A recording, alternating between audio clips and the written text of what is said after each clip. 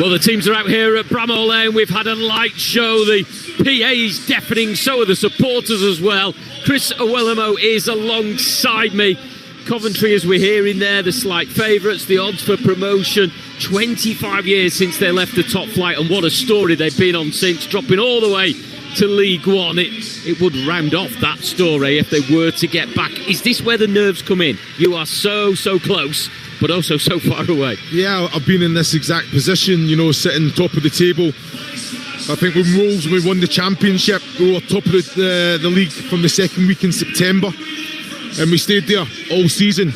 Over that Christmas period, only one win in 13, but everyone else seemed to kind of falter as well. But when that pack's hunting you down, you go out there, you get the result, you come in. If you don't get the result, you're looking to see how everyone else done. You have to have a character, you have to have a mindset. But the manager is so important. I think Frank Lampard, he's doing a magnificent job. He's taking that responsibility, he's taking all that pressure off them. He's created an environment, a very competitive environment that they can go out and express themselves and play. But they understand, the players take responsibility, John. They understand they're not going to have it all their own way, and I'll be very surprised if Sheffield United don't start like a house on fire tonight, really put them on the back foot. But they have the composure.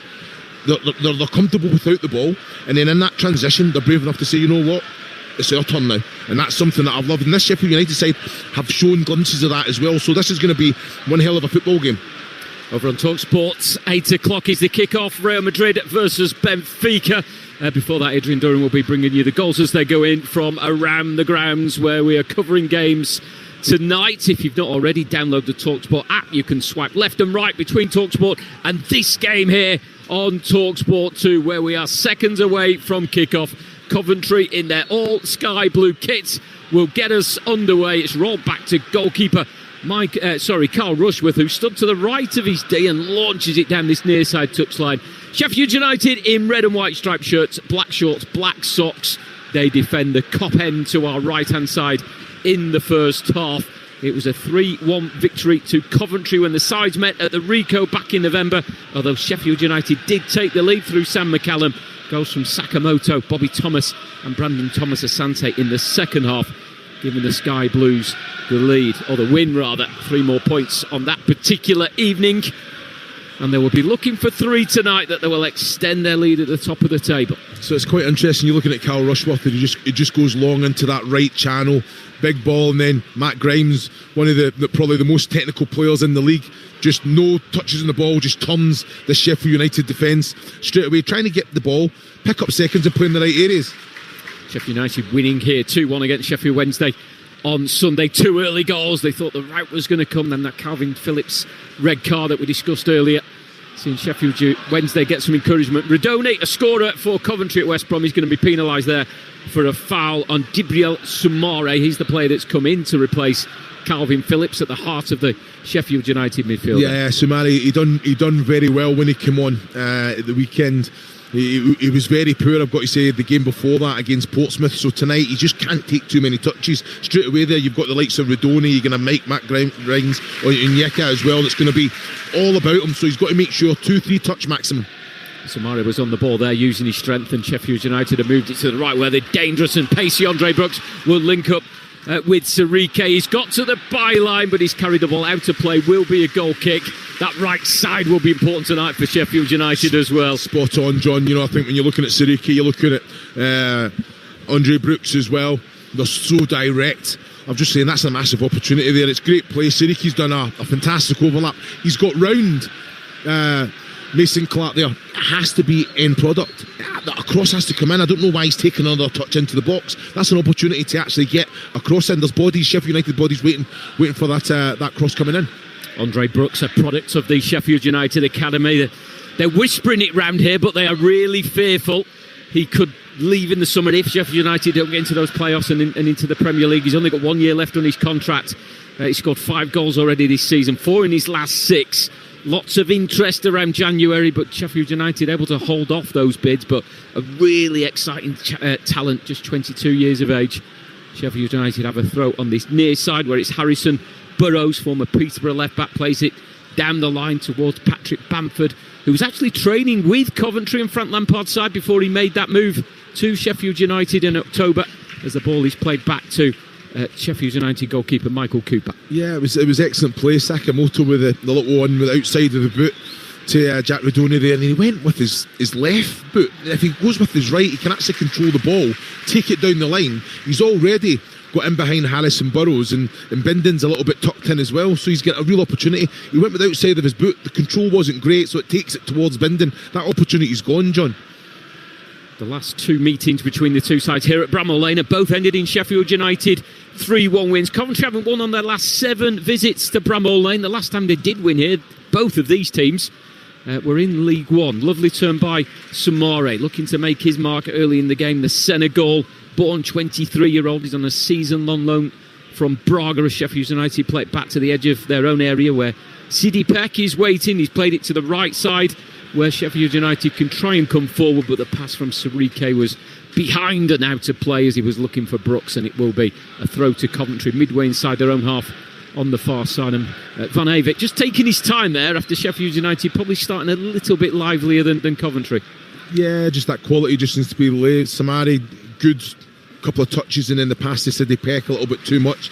Tanganga gets the ball, he's trying to fire it out to Sirike, and again it's an easy 15-yard pass, but he's playing it in front of him, which I think is the right pass. I think Sirike shouldn't be coming to the ball anyway. He should actually be trying to be as expansive as he possibly can and go forward.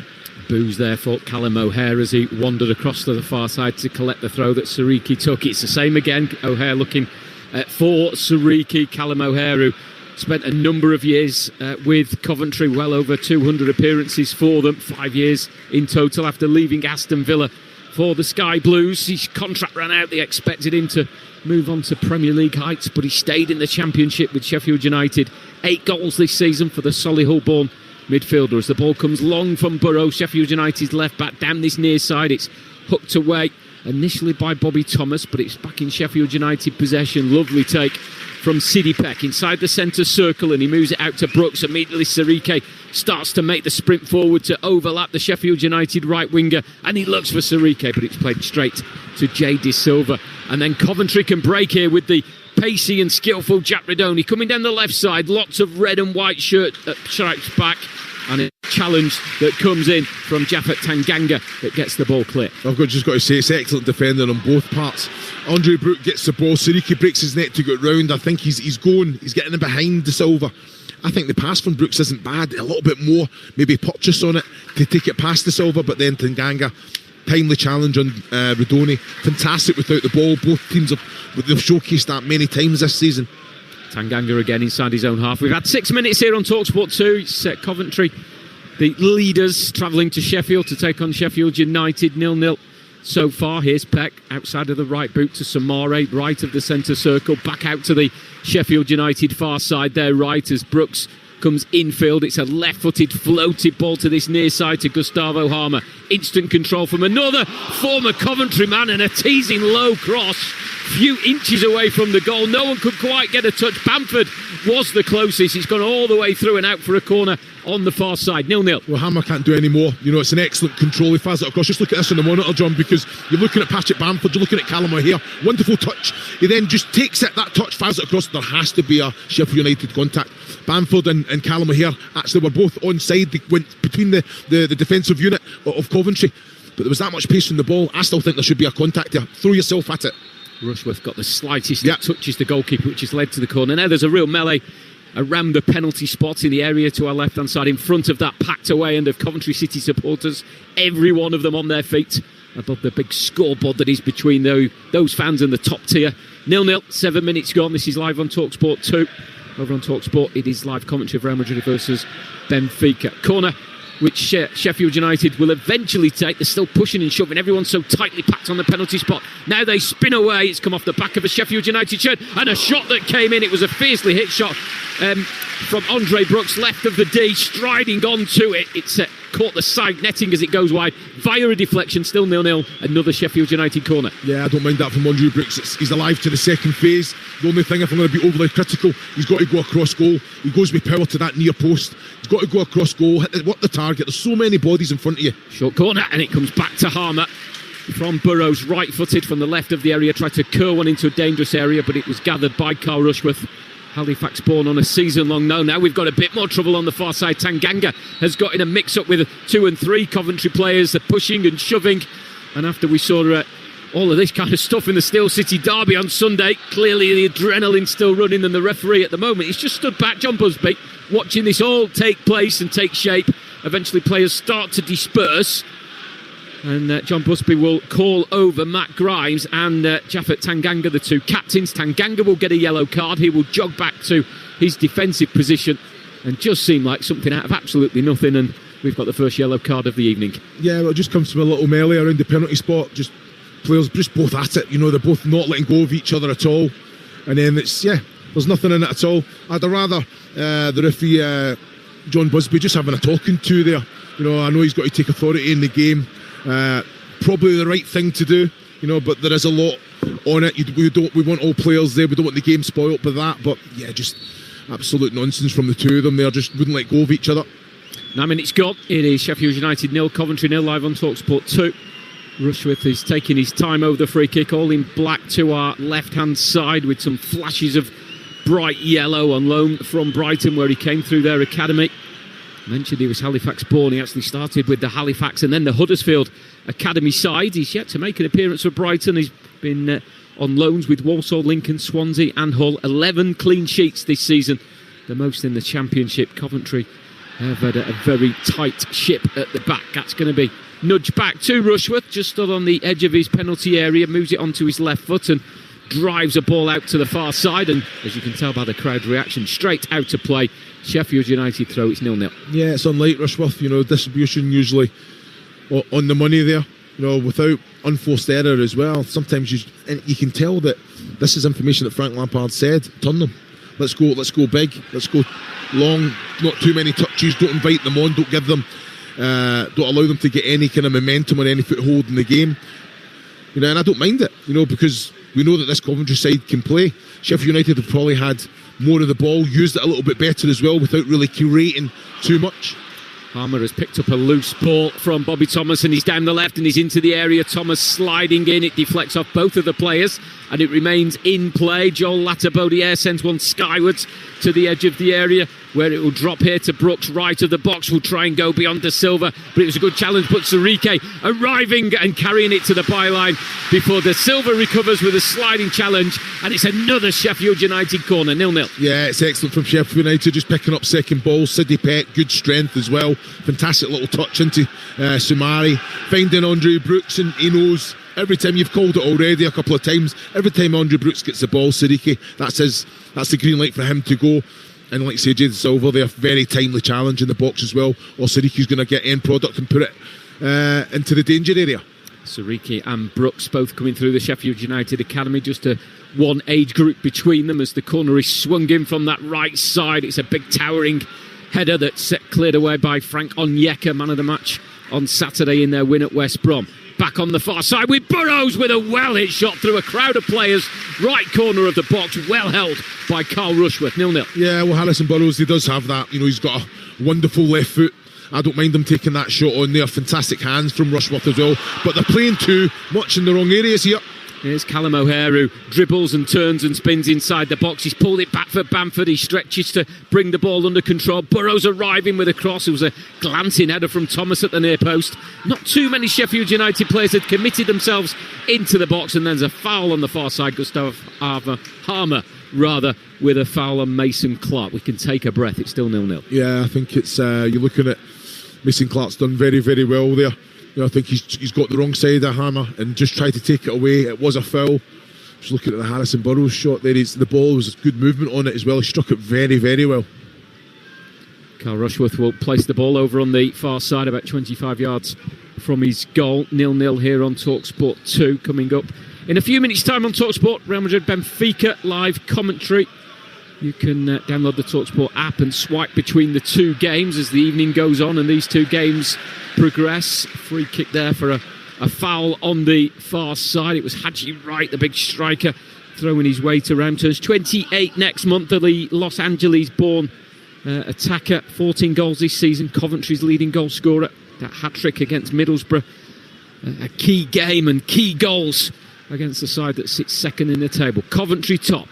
can extend their lead to 5 after Middlesbrough, live on Talksport 2 last night, could only draw at home with Leicester.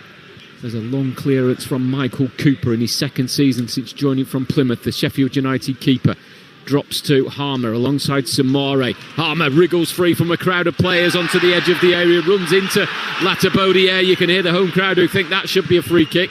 Coventry come over the halfway line with Jack Redoni. Nothing forward, so he turns and feeds it back to captain Matt Grimes. Back to this right, Redoni is approaching the penalty area. Corner into Sakamoto. It's a 1-2, it's Redoni who will pull it back, and it's cleared by Tanganga, edge of the 6-yard area. Coventry's brightest moment in the opening 14 minutes. They win a corner, it's 0-0. Yeah, it's excellent play down this right-hand side. Jack Redoni, a little give and go with Sakamoto. I think his first touch is excellent, just takes it into the box. But he's got to kind of open up that stride to try and get to it. I've got to say, Cooper's coming out. I think he can dink him. You know, he's already looking for Hadji Wright to try and cut it back. If anything, he needs to put a little bit more purchase on it and actually kind of get behind the ball. But I'm just looking at it again. I think, can he chip it? I think he can just that little dink over him, and it's in the back of the net. Cooper's done well there.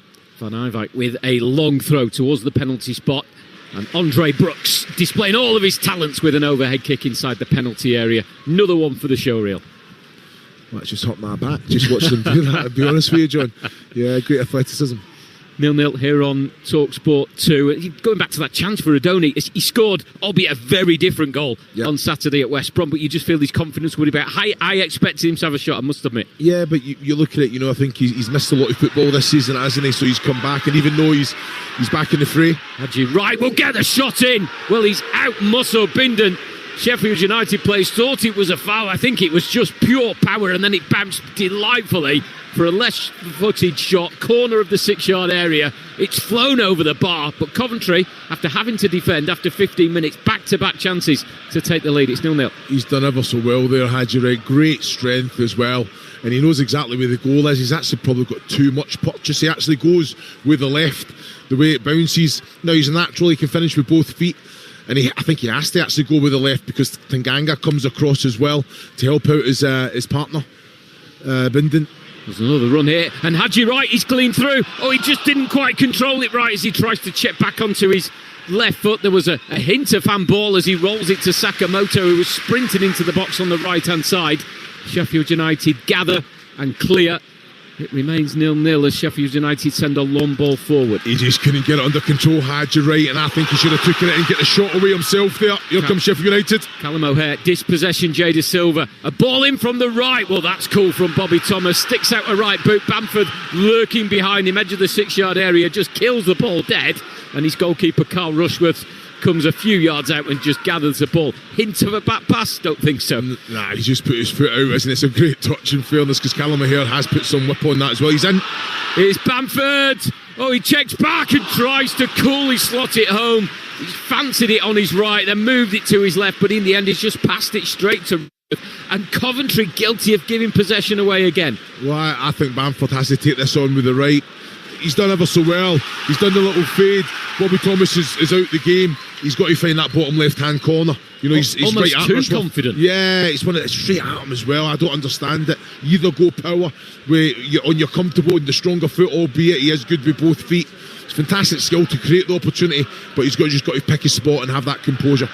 A goal in the National League where Hartlepool are leading Carlisle by a goal to nil. Tyrese Sinclair is the goal scorer. Also in the National League, an early goal, Gateshead 1, Morecambe 0. Keaton Ward has given the North East side an early lead against struggling Morecambe.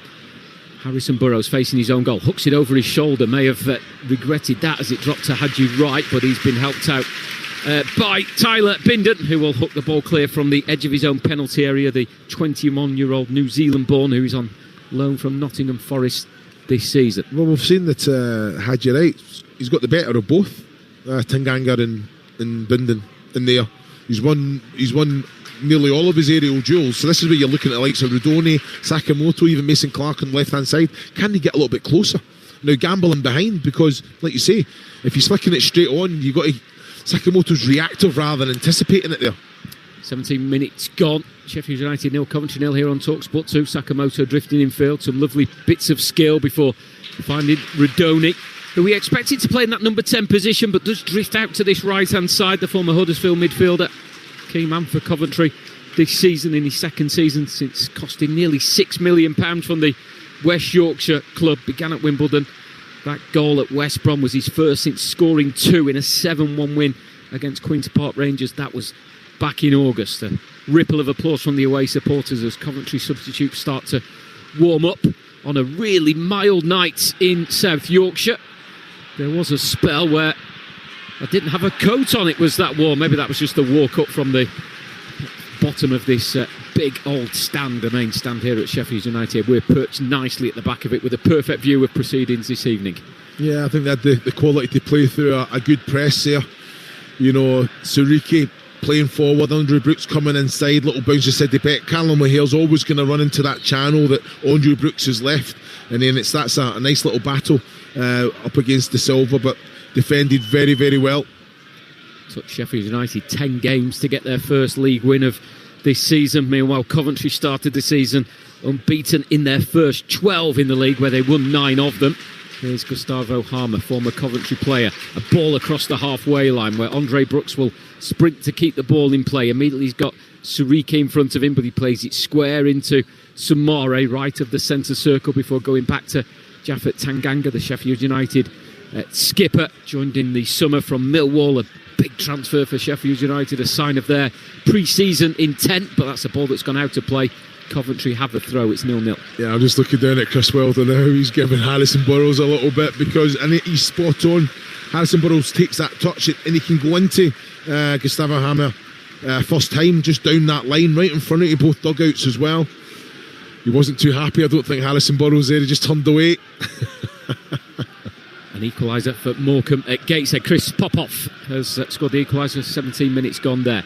We've had 20 minutes here at Bramall Lane. Coventry coming forward, long ball to the edge of the Sheffield United penalty area. Drops to Radoni, who battles with former Sky Blue Gustavo Harmer. Turns right-footed, anywhere will do, to knowing that 3 players were upfield and he would try and find one of them, but Coventry win it back from there, and it's a chance to come forward with Jay De Silva, who's gone beyond Brooks. Now he's got Suriki in front of him. He's in the penalty area, still going Jay De Silva. Couldn't quite outmuscle the full-back Suriki, and between he and Samare it's a 1-2 that gets Sheffield United forward, but it's another wasted ball and it's straight to Onyeka, but then Coventry give it away as quick as they win it. Then there's a free kick. Bamford is fouled midway inside his own half. It's 0-0. He's done very well there, Bamford, and I've got to say, I think I'm looking at the referee. He can play. John Busby can play a little bit of advantage. Gustavo Hammer's driven through right over into the centre circle, just basically 4v4 with the Coventry defence there. Jay De Silva on the left hand side, fantastic little bit of control, but Suriki, great defending, just watching the ball all the while. He gets his body between ball and man and comes out with it, has that composure to play out as well. You're listening to EFL Live on Talksport 2 with McDonald's order delivery on the McDonald's app from 11 a.m. 18 plus, fees apply to delivery orders, subject to availability. Prices may vary. 0-0 here on Talksport 2. I'm going to say again, John, you know, another ball, Rushworth to had you right direct. Radoni, Sakamoto, Mason Clark miles away from him. He's trying to flick it on. That's a great ball, threaded through to Burrows, adjacent with the penalty area. Low ball to the edge of the area. Great turn, Callum O'Hare. He tees up Andre Brooks, moves it to his right foot. A shot that was blocked by the back of Jay De Silva. Right of the penalty area, comes out to Burrows. It's a snapshot. He was leaning back, but although it was off target, took a deflection. Another Sheffield United corner. 22 gone, 0-0. Yeah, it's excellent down this left-hand side from Sheffield United. And it's a great ball from Harrison Burrows. He cuts it back. It's a touch from Callum O'Hare. His first touch is excellent. His second touch is a little bit too big. If it's closer to his feet, he's just trying to find that bottom right-hand corner. He wanted to get the shot away, but then that touch just took it away from the goal a little bit too much, allowed Coventry to get back into that defensive shape. Harrison Burrows, a scorer at the weekend in the Steel City derby win against Sheffield Wednesday in that 2-1 victory. Well, they've wasted the corner there. They tried something short, but they've gifted it to Sakamoto over on the far side, 18 yards from his own goal. His clearance bouncing off Harrison Burrows, who will now make the long trip back to his left-back position. Coventry have themselves a throw over on the far side of the field. Nearly 23 minutes gone, where it remains goalless between Coventry at the top of the table on 65 points, Sheffield United in 15th on 45 points. The Blades 9 points off the playoffs, 10 points off the relegation zone. They are only looking up, though. certainly with their January recruitment and their recent run of form. Just one defeat in their last 6. Well, it's Sidney Peck. It's an excellent ball to Callum here, but Latabadier, I've got to say, fantastic defending. Had committed to it. As soon as he's seen the ball fired into Peck, Callum Hill's just trying to roll his man, John. Would take it first time as well. So he came through the ball, left a little bit on the player, but it was a good, strong challenge. Sheffield United in possession as Coventry played it high and long, but it's Bindon who brings it under control. Had a spell with Reading where he joined them from the Los Angeles Football Club Academy, New Zealand international. His mum was a former New Zealand international footballer. His dad was a New Zealand volleyball player, so sport very much in the family. They moved to California at the age of 12, hence the link up with the New York side and the Los Angeles side. Here's Sheffield United coming forward. Gustavo Harmer, edge of the area, did have the overlapping run on the left of the box. He came in onto his right foot. That shot was blocked. Coventry have it with Ephraim Mason-Clark over on the far side, close to the halfway line, allows Rodoni to pick up possession. There's a drag back. He just couldn't see an option, and Samare going across is dispossessed, and Coventry have a throw. It's 0-0. Yeah, well, had you right, telling him. He made the movement inside, so Rodoni can go for the little, not quite big diagonal, but just a little clip to the second centre-back. As soon as he took his touch, had you right, done the right thing, come again, ran into the channel that Rodoni's on, and that's just a little clip down the side, John, a wee bit of quality. So as soon as he takes that extra touch, that opportunity's gone. Free kick, Jay De Silva had tried to get forward to support Hadji Wright amongst the chance for Sheffield United to break. De Silva trying to get back to his defensive position, pushing Samari in the back. There's a quick free kick from Tanganga. It's over Thomas and Bamford and through to goalkeeper Carl Rushworth. We're underway over on Talksport, where it's Real Madrid versus Benfica in the Champions League. Here on Talksport 2, Sheffield United 0, Coventry 0. If you've not already, download the Talksport app and you can swipe between the two games this evening. Talksport, the home of the EFL, and more EFL games on the horizon. Friday night, Bristol City versus Watford, and Coventry back in action, 3 o'clock on Talksport 2. Ian Danter and Perry Groves will be at the Ricoh Arena. Coventry after 2 away games. West Brom at the weekend. Tonight here at Sheffield United, returning back to home soil. They haven't travelled well recently. That win at West Brom on Saturday, that ended a run of 4 successive away defeats in the Championship. Ball on the halfway line, stepping forward with Femi Sarike. Manchester born, but came through the Sheffield United Academy. It's a Coventry throw. Well, you actually look at, I think Sheffield United have created the better opportunities, albeit the Jack Rodoni one was a big one. Hadji Wright's had an opportunity as well. I'm not going to say they're cancelling each other out, but I've not seen the quality that I was expecting to see. I think probably Sheffield United have played a little bit more. Coventry have overplayed in the wrong areas, and that's been probably the downfall why Sheffield United have had the opportunities they've had. But in the middle of the pitch, I don't see anyone really taking advantage, getting hold of the ball, getting those little short passes in, albeit now it's Bamford who I think leads the line. He's a great outlet and holds the ball up very well. Andre Brooks, and he's played a 1-2, and it all of a sudden opens up, then quick feet, left foot, right foot between 2 Coventry players, but it just ran away from him, and it gave Rushworth the advantage to gather. 0-0. But he doesn't have to take those last 2 touches, John. Get the shot away. He's found himself, great little bit of control, edge of the box, little give and go, he gets it back. He's got 3-4 yards all about him, 12 yards on an angle from the goal line. Put the foot through it. Ask the question of Rushworth. Scored 2 in his last 4 games here at Bramall Lane. Andre Brooks has Hadji Wright is pulled to the ground, a mixture of Bindon and Tanganga. It's going to take 2 of them to deal with him, Chris. You've said he's already come up against both of them and dealt with both of them with that physical strength. Well, he's holding his shoulder here, isn't he? And this is one of the things, just the way that he's came down. We're going to have another look at it, but he looks in a bit of discomfort. Lying on his back at the moment, as Chris said. 2 of the Coventry medical team will jog on to offer support. It gives chance for both coaching staffs of both respective teams to call a few of the players over to issue out some instructions, all of them taking on some fluids as well.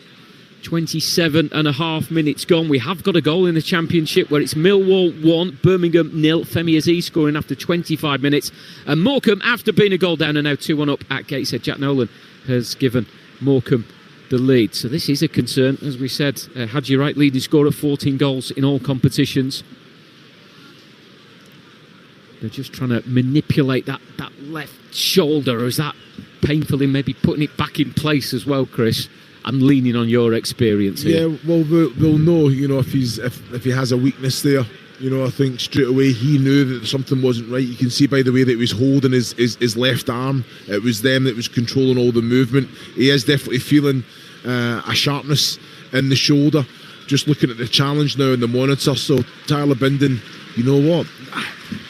He's actually got in behind Bindon. Bindon puts his arms around him and he lands on that left shoulder, but his hand goes there straight away. So he's actually, his full body weight has went through the shoulder as he's went down. And you can see that the physio's communicating as well to the bench. That, for me, doesn't look good at all. For the fact he's still sat on the ground now, means that they are going to be contemplating. I'm just looking now at the subs. Have they been giving Ellis Sims? Yeah, he looks a little bit too relaxed, albeit he has picked the pace up a little bit. No, I don't think there's been that information yet, albeit he has got his eyes on the Ellis Sims. Ellis Sims, not a bad replacement. He's their second leading goal scorer with 11, 10 of those coming in the league. He's not scored in his last 7. Hadji Wright did have a run of not scoring in 13, but now he's got 5 in his last 7, including that hat-trick against Middlesbrough.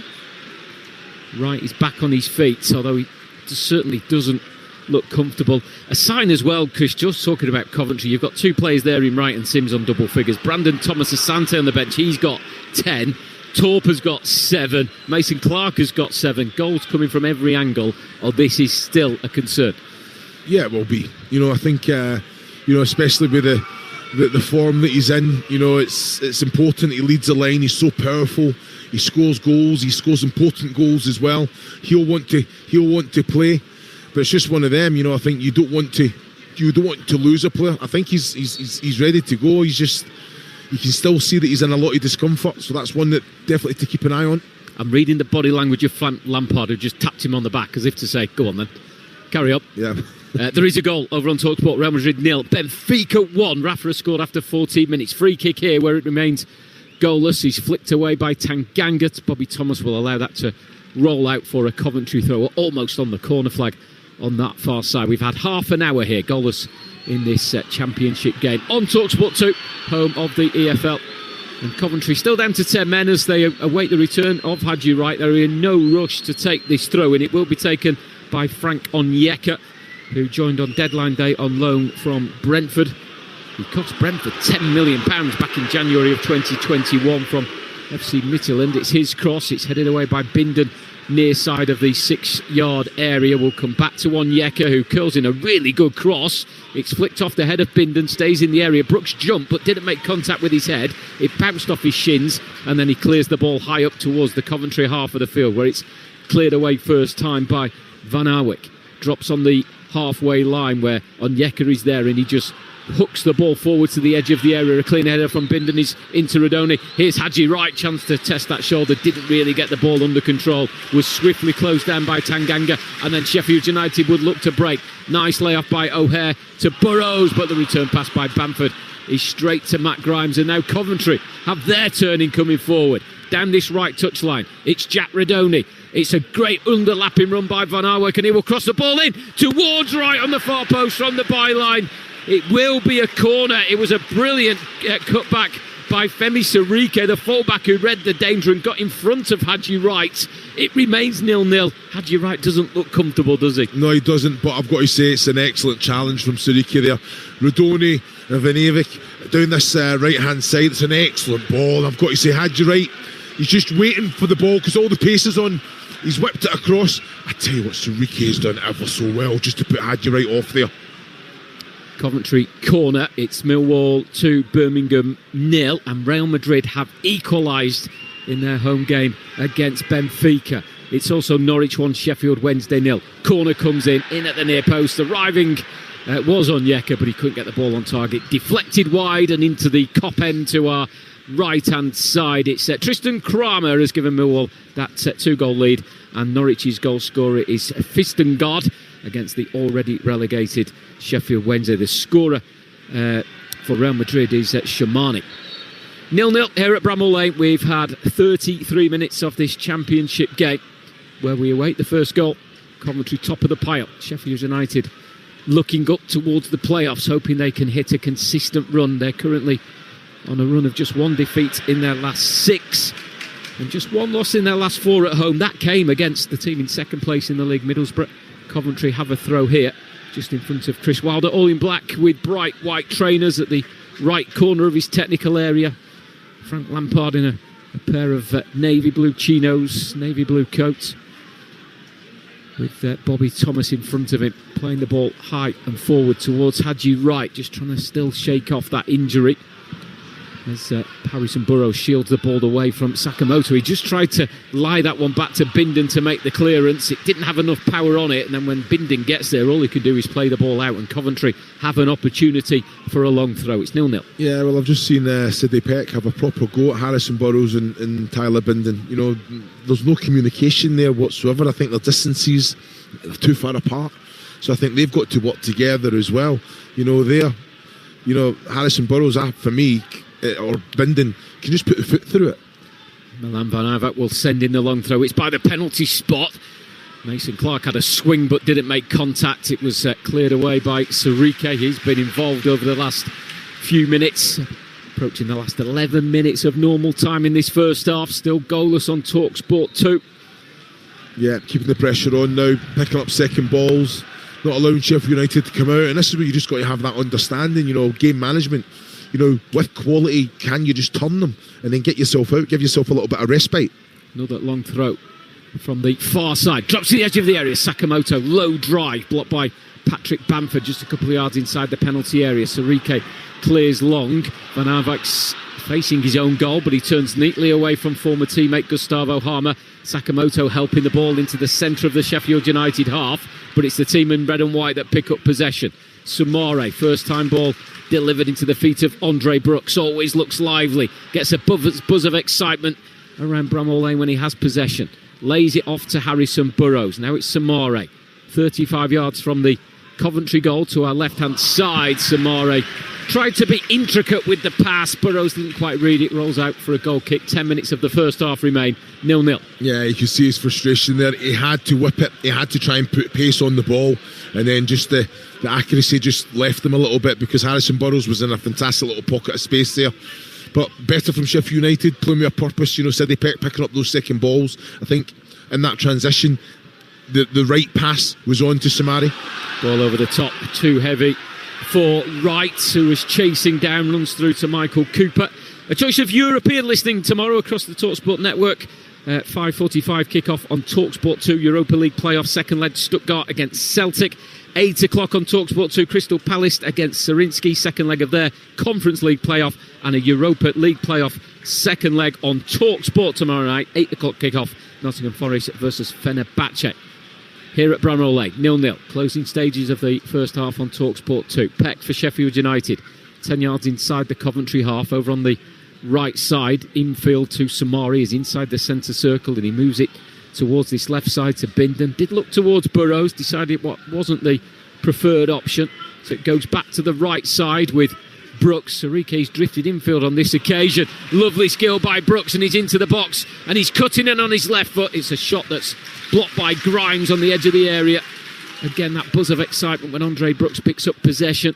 Here's Gustavo Harmer, who's on the left side for Sheffield United. An attempted pass was deflected back to the former Coventry player, and as he rolls it to another former Coventry man in Callum O'Hare, it's away for a goal kick. Still 0-0. Yeah, he's been disappointing for me, Gustavo Harmer, with the quality that he's got. Far too many of his passes, it's usually right on the money there. It wasn't on for Callum O'Hare. Little one down the outside, I've got to say, I'm looking at the monitor there, and Andre Brooks, when he's at it, he's unplayable. It's just that end product, that last little bit of quality, trying to get the shot away there. Double bill of football on Friday night as well on Talksport. Premier League action, Wolves versus Villa Midlands derby, 8 o'clock kickoff on Talksport. Here's Sidney Peck, edge of the area, lined up to shoot as he pulled his right back on Yeka, slid in and made a brilliant challenge to the point where Pickers picked on Yeka back up. He was that pleased with the challenge that was against him. Here's Radone. He's stolen the ball on the halfway line and looking to release Ephraim Mason-Clark. A step over and a challenge comes in from Samare, Coventry throw. Yeah, a challenge he had to make as well there. He was poor in control, Samare. He's lost it to Jack Radone, 2v1, and one he's released it to Mason-Clark.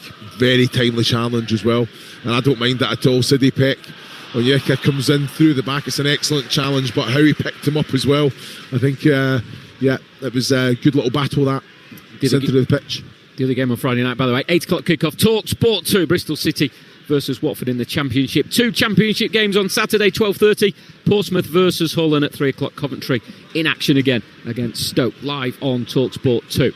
Sheffield United come over the halfway line. Callum O'Hare drift into an inside left position, carries it forward, releases to Burrows on the near side touchline before it goes back to the halfway line to Samore. Forward to Peck, straight back to Samore again on loan from Braga, the Senegal-born midfielder. Across the halfway line to Tanganga.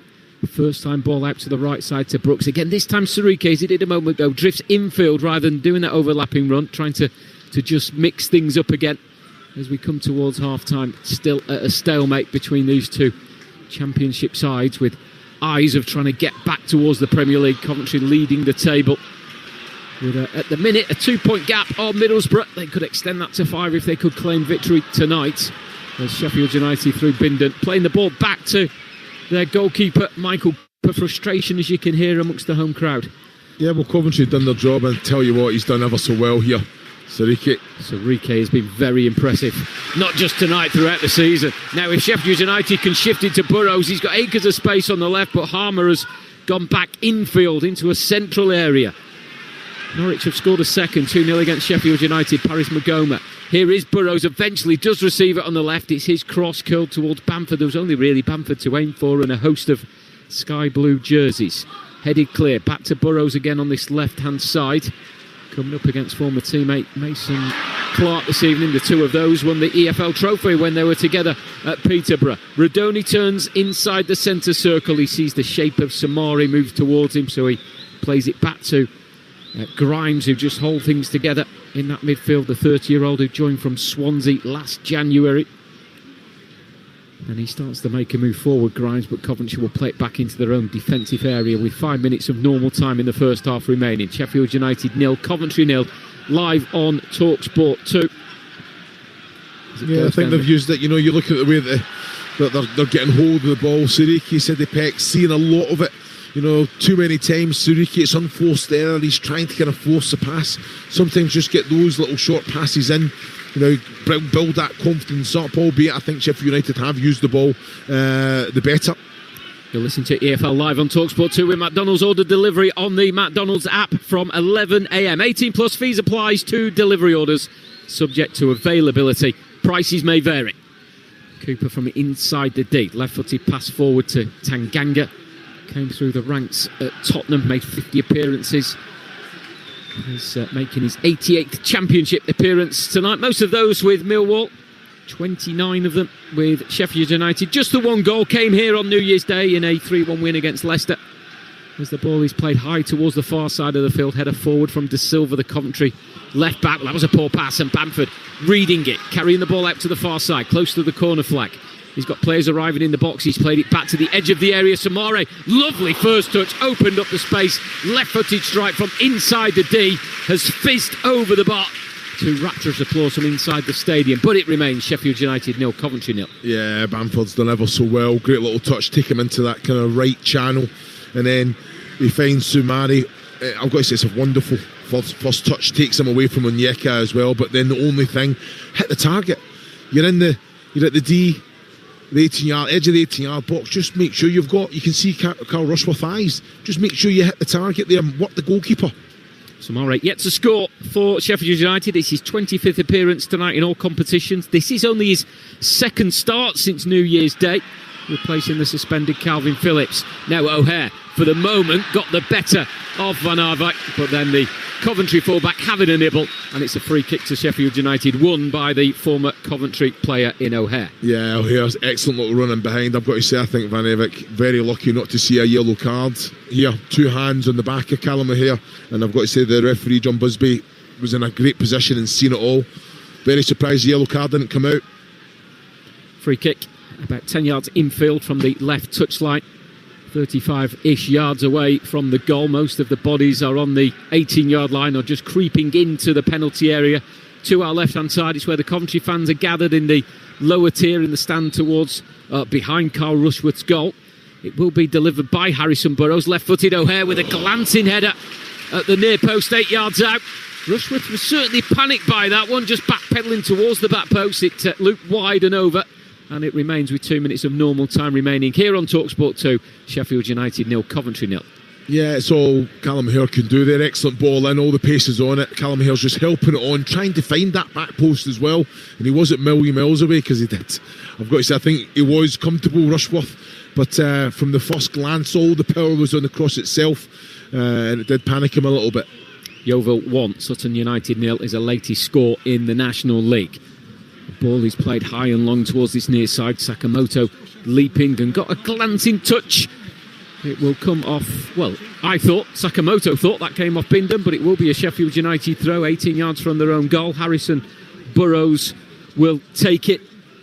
Burrows, who joined from Peterborough in the summer of 2024, where he made nearly 200 appearances.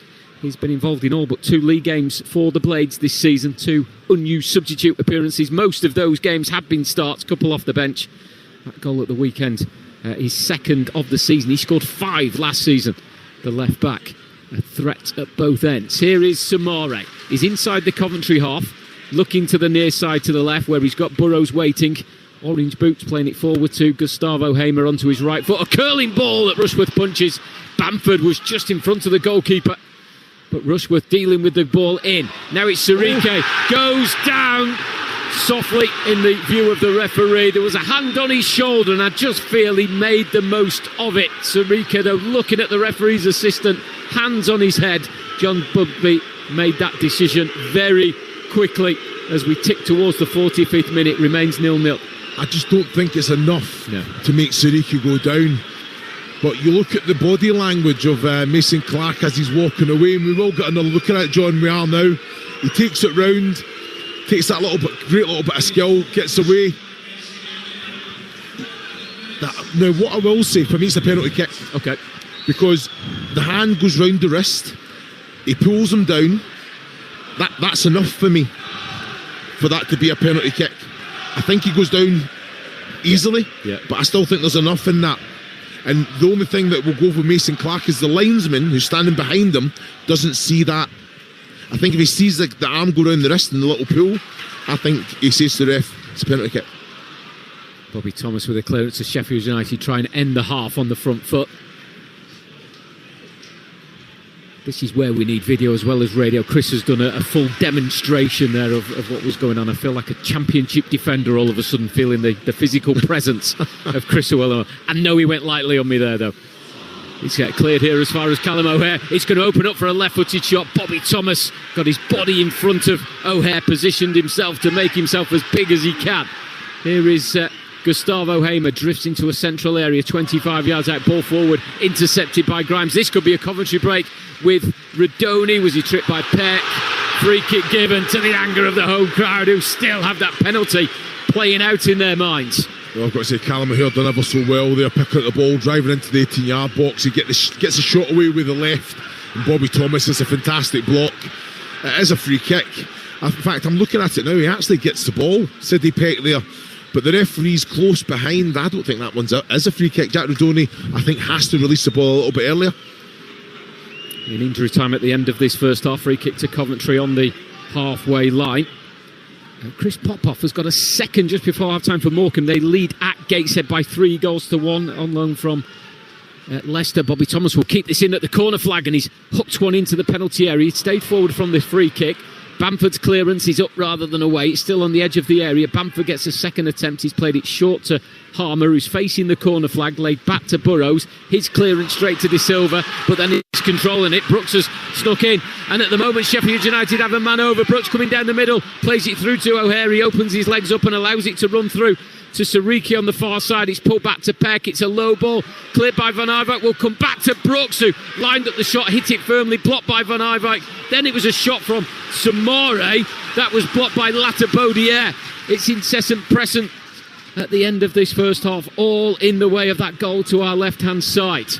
Sheffield United come forward again. It's Harmer, lovely reverse ball. Burrows has stayed on side, in the box, comes out to Peck, to the left of the D. Peck shots didn't look like it come off a hand of Bobby Thomas. He's made the block. I think the main shouts were from where me and Chris are sat. It will be a corner. This is breathless. Yeah, it's excellent. Picking up second balls, movement, bodies getting forward. I thought it came off the hands of Bobby Thomas as well, but they're right in front of his midriff as well.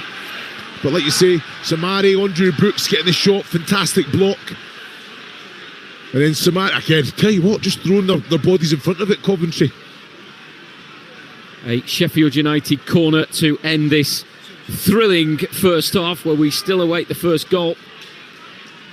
We're into the 8th minute of injury time as it comes in from the corner. Tanganga's header bounces into the ground and drops wide of the left post as we look. Could be the last action of this first half. Plenty starting to head for half-time refreshments, and it's Real Madrid 2, Benfica 1. That is live right now over on Talksport.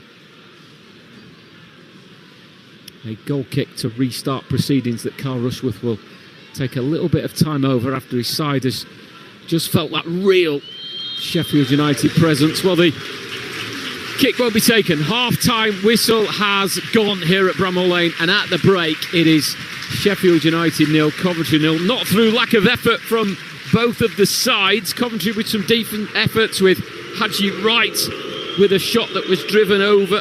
There was a great break down the right where Jack Radoni got in behind, thought about the shot, but he tried to play it back to right, and a few other crosses that Coventry have sent in that have caused problems.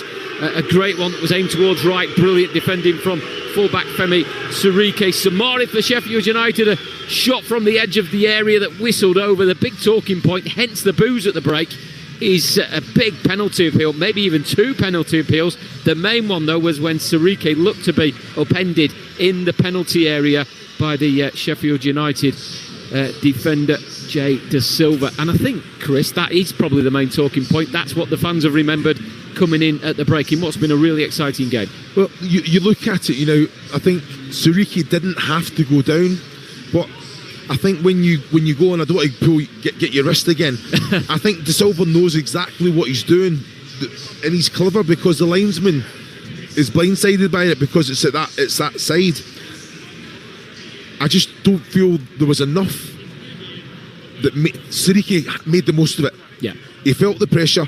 There's enough in it for it to be a penalty. He doesn't have to go down. He's already got the wrong side of, and I think that's probably what when the referee's looking at it, John Busby's thinking maybe there's not enough for him to go down. He could stay on his feet there. But when you actually look at it, and we get the luxury on the monitor, you can see Da Silva put his hand on his wrist and then take him down as he's probably off balance as well. So, it's an argument both ways. Obviously, it's always subjective. The fans remember that, but Sheffield United have been the better team. Yeah. I think they've created the better chances. They've got into that attacking third. If you look at 18-yard box entries, they're ticking that box. But Coventry have posed a threat. I think when the way that Coventry set up, the way that they started playing, going direct, had you right winning aerial duels, it was all about trying to pick up and play in the right areas. But Sheffield United capitalised off Coventry overplaying defensively, and that's where 4 or 5 of those big opportunities came from. So I think Lampard now, second half, go out, play in the right areas, be attacking, get forward, because they do have so much potential in those attacking areas. I'm going to say, Chris, you can hold my wrist, my hand at any point throughout the second half. Not a problem. Just don't do what you did to the Championship defenders back in the day. So Frank Lampard would be the more frustrated manager at half-time. But then there was those opportunities. Radoni down the right, a couple of efforts into the ball towards Haji Wright. They haven't been far off, but maybe just a bit too poor in possession and in that final third. I don't think Frank Lampard will be frustrated. Okay. I think he comes and say, look, they only got a little bit of wind in their sails because of our errors, playing in the wrong areas.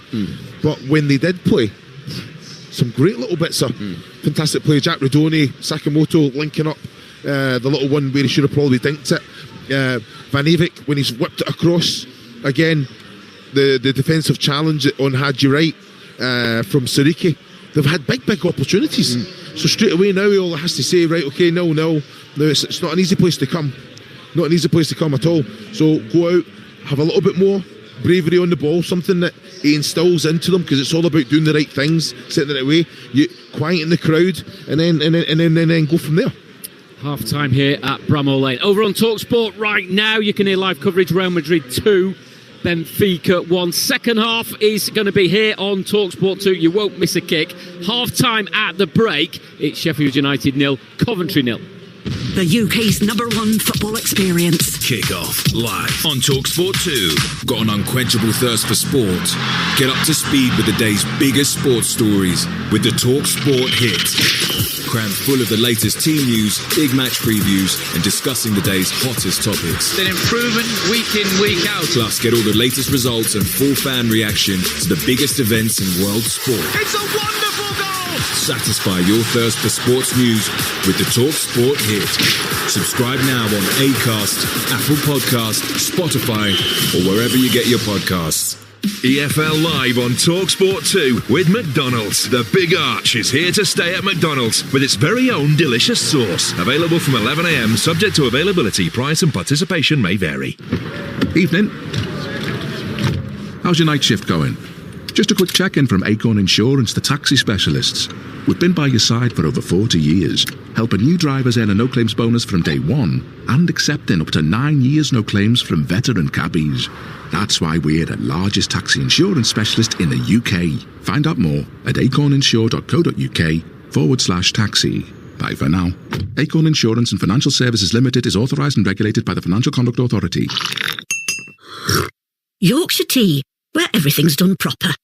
Yorkshire Tea, brew strength made at your own discretion. Boiled water not included. Or mugs. Milk in second, always. For exceptions visit, no chance. Not ever, ever. Best stir clockwise, except on Tuesdays. Can accept no responsibility for squeezed tea bags left on countertop. Refer to box for details. Best stirred with a spoon, not your finger. May be enjoyed outside Yorkshire. Sheep on front of box not included. Nor is small cottage, nor is Sky. We don't know what the cricket score was. For best results, drink. May contain hot liquid.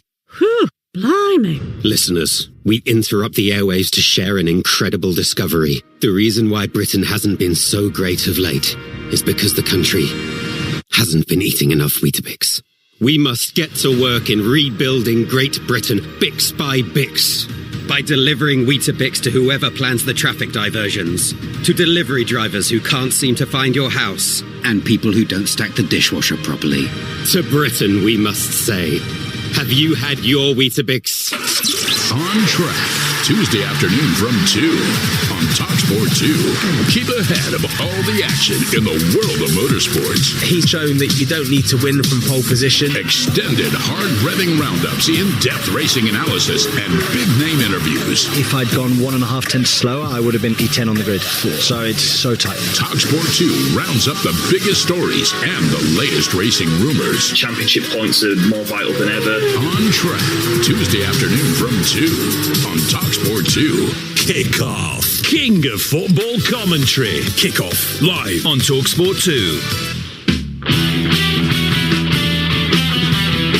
Into the way from Carreras, turn around the corner, Pavlidis is in behind Camavinga, squares it, and it's almost an own goal. Courtois makes the save, and is then bundled in, and Benfica have the lead at the Bernabeu. What a start it has been. Real Madrid are back in it, it's 1-1, Tchouaméni sweeping in from the edge of the penalty area. Well, it's the perfect response from Real Madrid, as you say, their first shot on target.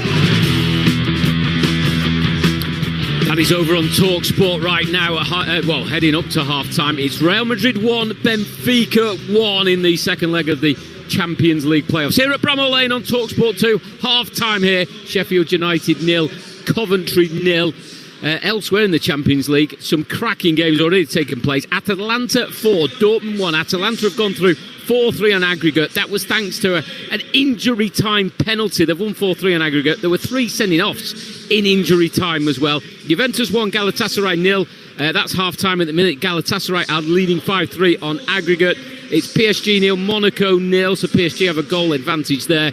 As we've said, Real Madrid 1, Benfica 1, live over on Talksport. Real Madrid are 2-1 up on aggregate there. In the Championship, Millwall 2, Birmingham 0, Norwich 2, Sheffield Wednesday 0, and Stoke 1, Oxford 0. Continuing with the EFL, you're listening live to Sheffield United 0, Coventry 0 here. But time to bring you some reaction from the news that came through last night from the EFL, from West Bromwich Albion, where Eric Ramsey was dismissed after a 1-1 draw at home to Charlton. just 9 games in charge for Ramsey, who joined from Minnesota. He failed to win any of his games during his time at the Hawthorns, and the former England midfielder Danny Murphy joined Jim White and Simon Jordan on TalkSport to react to his dismissal. When I watched 2 of West Brom's games under him, and they wanted to try and play, and the Championship's relentless. I had a brief experience in there, and it is relentless physically, and you've got to play percentages sometimes, be pragmatic, be able to vary your game. You can't be an idealist, and if you lose a few as well, the lads' confidence is already down, but they start doubting you and questioning you, especially because of where you've come from. Because some of the lads with the egos we have, you'll feel like you know more. Why are we playing this way? We're losing games. It just starts. And they've just got worse and worse, and the fans turned. And as soon as the fans turned, very rarely do you get that back. Yeah. They're in a dogfight now. I mean, they were 18s when he inherited them, to be fair to him. Yeah, so they were in trouble. That's fair. They were in trouble. But you expect some sort of... They've got enough quality in that squad to be in a better position than they are. The Leicester situation's a bit different. Obviously, they're down there because they've had the points deduction, and you could argue their squad's better. You could also argue that, well, not argue, factually, Leicester if they got relegated to League One, would be a much bigger story. I mean, there wasn't so long ago to winning the Premier League and the FA Cup. But I think they've been really proactive in bringing Gary Rowett in. I like him. We spoke about that, I think, last week, and 2 good results they've had. I mean, they'll be disappointed at the weekend because they were winning till injury time, I think it was. Yeah. So I'd say West Brom look more in trouble than Leicester at the moment. The ownership here have screwed up, haven't they, at West Brom? That is a fact. Well, yeah. To try and turn it round, they've failed dismally. It's like Wilfred Nancy at Celtic. Well, they've appointed people that haven't done the jobs that they anticipated. So you have to say that is a failure on a part of the appointment criteria, because Ryan Mason didn't set the world on fire, did he? No. He put them in the cart first. Yeah. And then they recruited a manager to get them out of the cart, and he stuffed them firmly further at the back of it. I mean, they're looking for their 4th coach in 14 months. What are they doing? Well, I mean, look, you've got to get it right sometime. Yeah, they've got 2 wrong this season, so that obviously means that they've fired one guy that obviously didn't do very well last season, so it's exacerbated by having 2 in a very short space of time, which gives you the statistic that you like, which is 4 in the last 13 months. But the fact is that Ryan Mason was the fruit of the poison tree was Ryan Mason, because this guy wouldn't be here, and West Brom wouldn't be in the position that they're in if Ryan Mason was capable of running the team, and clearly he wasn't. Now, the flawed thinking about you bring these guys in from the American from the MLS. First of all, I don't think they're good enough. Right, because the experiences in football at that level aren't good enough. But notwithstanding, you don't give them much of a chance. You bring them in, you stick them in teams that are struggling. So when Bob Bradley was brought into Swansea, they were struggling. When Jesse Marsh was brought into Leeds, they were struggling. When you put this guy into West Bromwich Albion, they're struggling. Yeah. So you don't give them any chance to stretch their legs. And of course, there was a situation at Rangers with Wilfred Nancy where Rangers were struggling in comparative terms. Celtic was struggling in comparative terms, albeit the fact that Martin O'Neill had steadied the ship.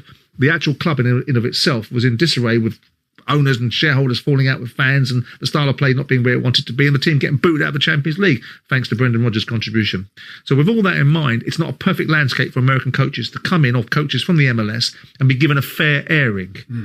Because some people would say that Jesse Marsh, as part of the RB model, did okay until he arrived in the Premier League, which is unforgiving at the bottom end of the table, and unforgiving in terms of picking up the mess that Bielsa had left behind. To be fair, he did keep him up when he got there. He kept him up, yeah.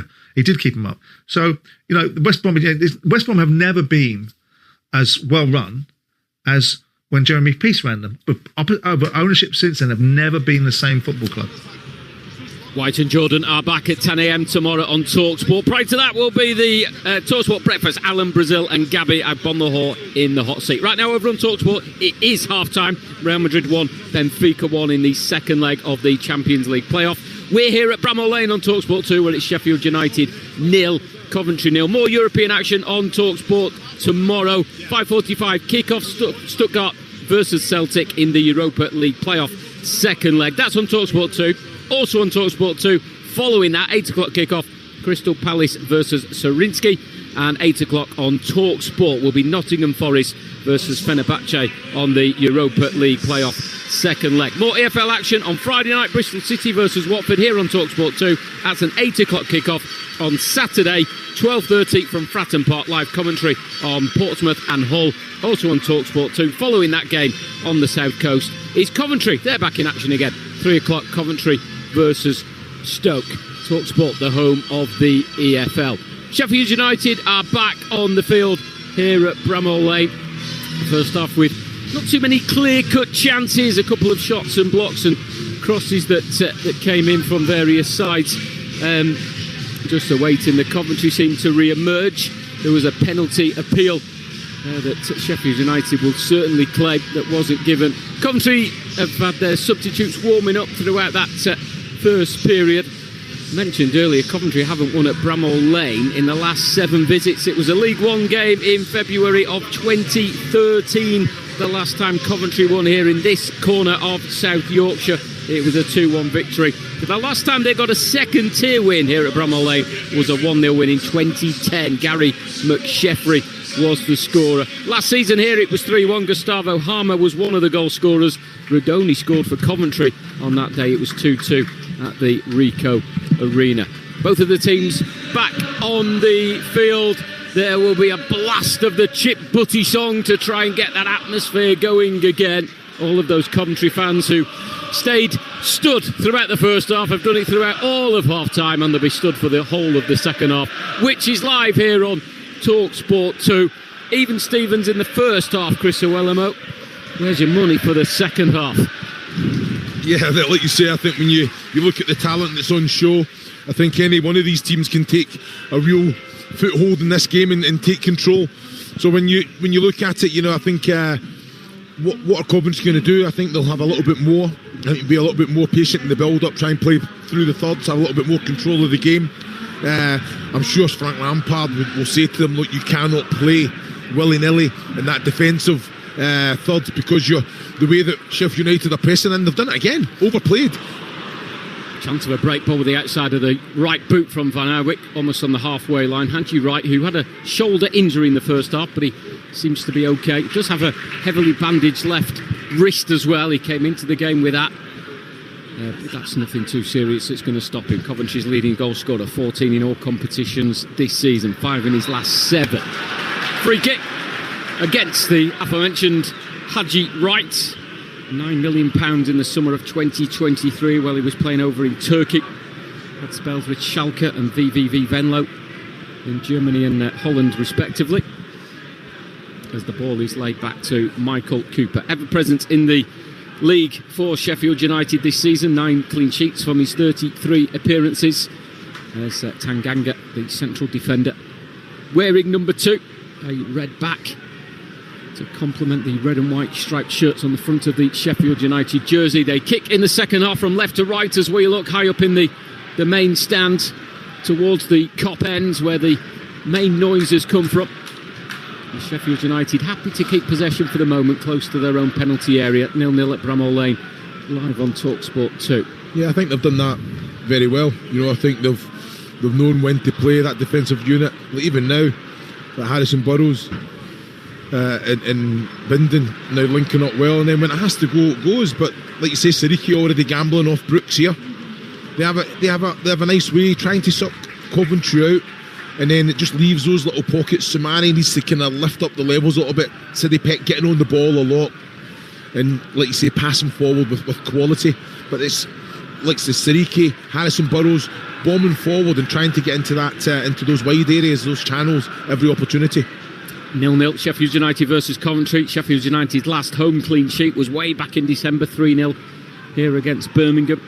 Coventry coming into tonight's game having lost 4 of their last 5 away games in all competitions, but that last one was on Saturday with a win at West Brom. Here's Callum O'Hare, left hand side, edge of the area, allowing Harmer to pick up possession. Burrows into the box, he's going to have to use his right foot, and via a deflection the right foot proves to be crucial from the left back. A sliding celebration in front of a jubilant Kop end, and after a goalless first half it took just 3 minutes of the second half for the deadlock to be broken, and Harrison Burrows looked surprised when the ball landed at his boot 8 yards out left hand side, but he switched it so quickly onto his right foot. The deflection may have been crucial, but no matter, Sheffield United lead here. Sheffield United 1, Coventry 0. Yeah, it's a fantastic run forward from Harrison Burrows there. Found superbly from Gustavo Hamer as well. He just cuts inside, doesn't he? Takes it away from, I'm sure it's Bobby Thomas, and then he's not going to It's a little reverse pass from him was excellent, and then far too easy to get around Bobby Thomas, and Matt Grimes can't get close enough to make the challenge. It just goes power. It does take a little bit of a deflection off Latibeaudiere to take it over Carl Rushworth there, but like you say, fantastic quality from Harrison Burrows in that tight area. Goal number 3 of this season, scored 5 last season, and goals in back-to-back games for the 24-year-old.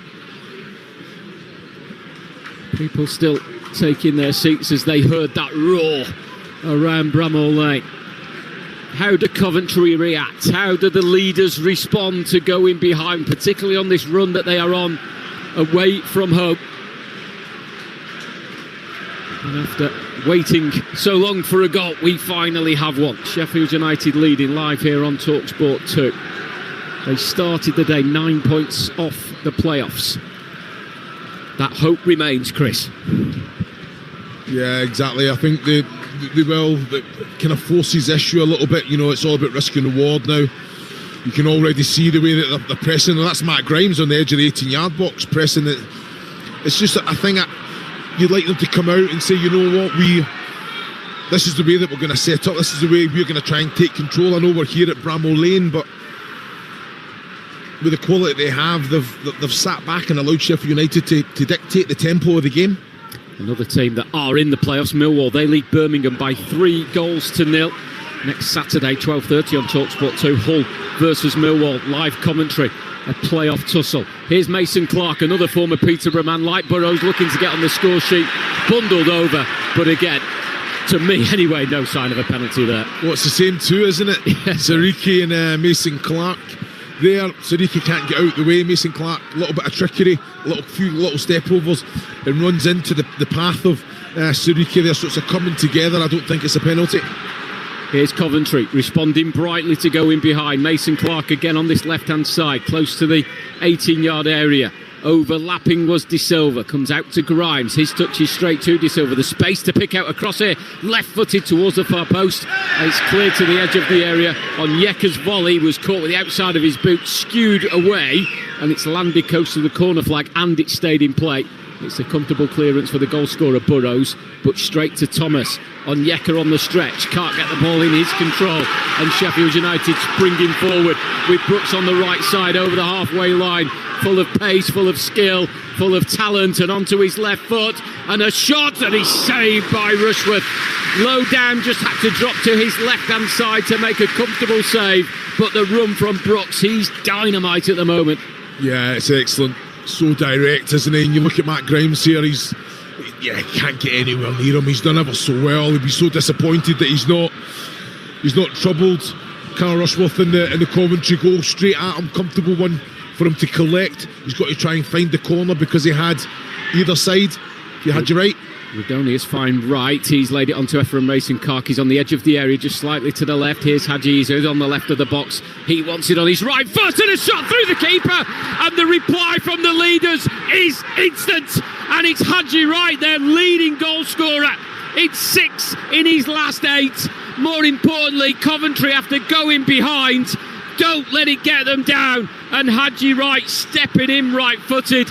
A mistake may be by the goalkeeper. It seemed to have crept under him, and those Coventry fans in full celebration behind that goal to greet the goal scorer, and we're all square on Talksport 2. Sheffield United 1, Coventry 1. I tell you what, John, you're ruthless. A mistake by the goalkeeper. It's one of them. He took it so early. He's coming inside. He's used the defensive player, so fantastic play. Mason Clark gets the ball, he releases Haji Wright. Once he's in this 1v1 scenario, he actually uses the likes of Tanganga, just manipulates the ball, and then there's so many bodies, he sees it late, and in fairness, looking at it on the monitor, Cooper goes down and actually gets, I think, possibly 2 hands on it, but there's that much power on it from probably 12 yards on the angle. You know what? And he's actually stretching it, so you've probably got a bit of an argument. I'll take you're making me eat my words here. I thought I was about to. Went down, and he's actually tried to move his arm towards the ball, and I think he should do better there, Cooper, because he's seen enough of it that he can actually move the arm towards the ball. It's then about the connection that he gets, and I think you're spot on. I think he can parry that away, and should parry that away. All square. The game that was exciting enough in the first half has come to life in the second half with 2 quick-fire goals. We're all square again on Talksport 2. Sheffield United 1, Coventry 1. And it is the Coventry fans in full voice that have quietened the home support, who had certainly found their voice since Harrison Burrows had given them the lead. 4 minutes between the goals. And now it's the reaction of both teams that will be intriguing to see. Sheffield United after conceding, Coventry after scoring. Can they go again? Can they extend that lead at the top of the Championship table? Here's Peck for Sheffield United. He's just placed himself in between the 2 central defenders, looking to start a Sheffield United move, looking to engineer something as Tanganga plays the ball over the halfway line to this right side to Sarike. Then back to Tanganga and Peck again. Sheffield United in no rush to come forward. It's Sheffield United 1, Coventry 1 on Talksport 2. Ball out to Harrison Burrows. Had to stretch athletically to bring the ball down. Sakamoto cross makes the challenge, throw into Sheffield United. So that's interesting. When Coventry don't have the ball, Jack Rodoni goes up like a striker. Besides, had you right. And then you've got the likes of Sakamoto, Mason Clark, Onyeka as well. They just kind of sit in a flat four. Look at it, the way that it sits up, Rodoni, and then understand now Mason Clark goes and Rodoni will just drift back in. It's so well drilled. Here is Peck moving forward from that defensive position he found himself in. Callum O'Hare will cross from the right. Well, that was hit with venom. There was swerve on the ball that was caught well by Carl Rushworth. Yeah, but he's spot on. He's having a proper go at Bamford. Why is no one running across the path of that? You know, he's went for goal, but there's that much pace in the ball. It's between the last defender and goalkeeper. I think if Bamford goes, all it needs is a little nick. That's in the back of the net. Because you just got to make sure you get across the face of your defender there. High ball from Rushworth. I'm not sure he was keen on the back pass that he received from Latabaudiere. Thumbs up from the former Manchester City Academy defender to his goalkeeper. Apology accepted. And here's Tanganga for Sheffield United, midway inside his own half. Forward to Samare, turns away from Grimes, uses his strength and his pace, those long legs, striding forward. Brilliant ball to Bamford, left of the box. The flag is raised, and either way, O'Hare, who had a tap in, may have seen the flag anyway, but it was denied by a brilliant save from Carl Rushworth. It remains Sheffield United 1, Coventry 1. See, it's excellent play, and I think just Samare can release the ball a little bit earlier. Bamford can only wait so long. It's excellent defending from Bobby Thomas and Latabaudiere. If you look in the monitor now, he's waiting, and he goes, and Bobby Thomas is he's watching it, can see it all the way. It's just that ball can go a little bit earlier. Here's Sarike for Sheffield United, the right back, able to make a run forward. Did take the ball out of play under pressure from Ephraim Mason-Clark. From Lampard was the first to appeal. Throw in taken quickly. Rodoni, pocket of space inside left position. Laid off to Mason-Clark on the left side. A right-footed cross came off the head of Rodoni and into the bottom right corner. Well, how about that for a response from the league leaders? They go a goal down, but they bounce back quickly with 2 goals in 3 minutes. The second from Jack Rodoni. Goals in back-to-back away games to send the Coventry fans into full celebration again.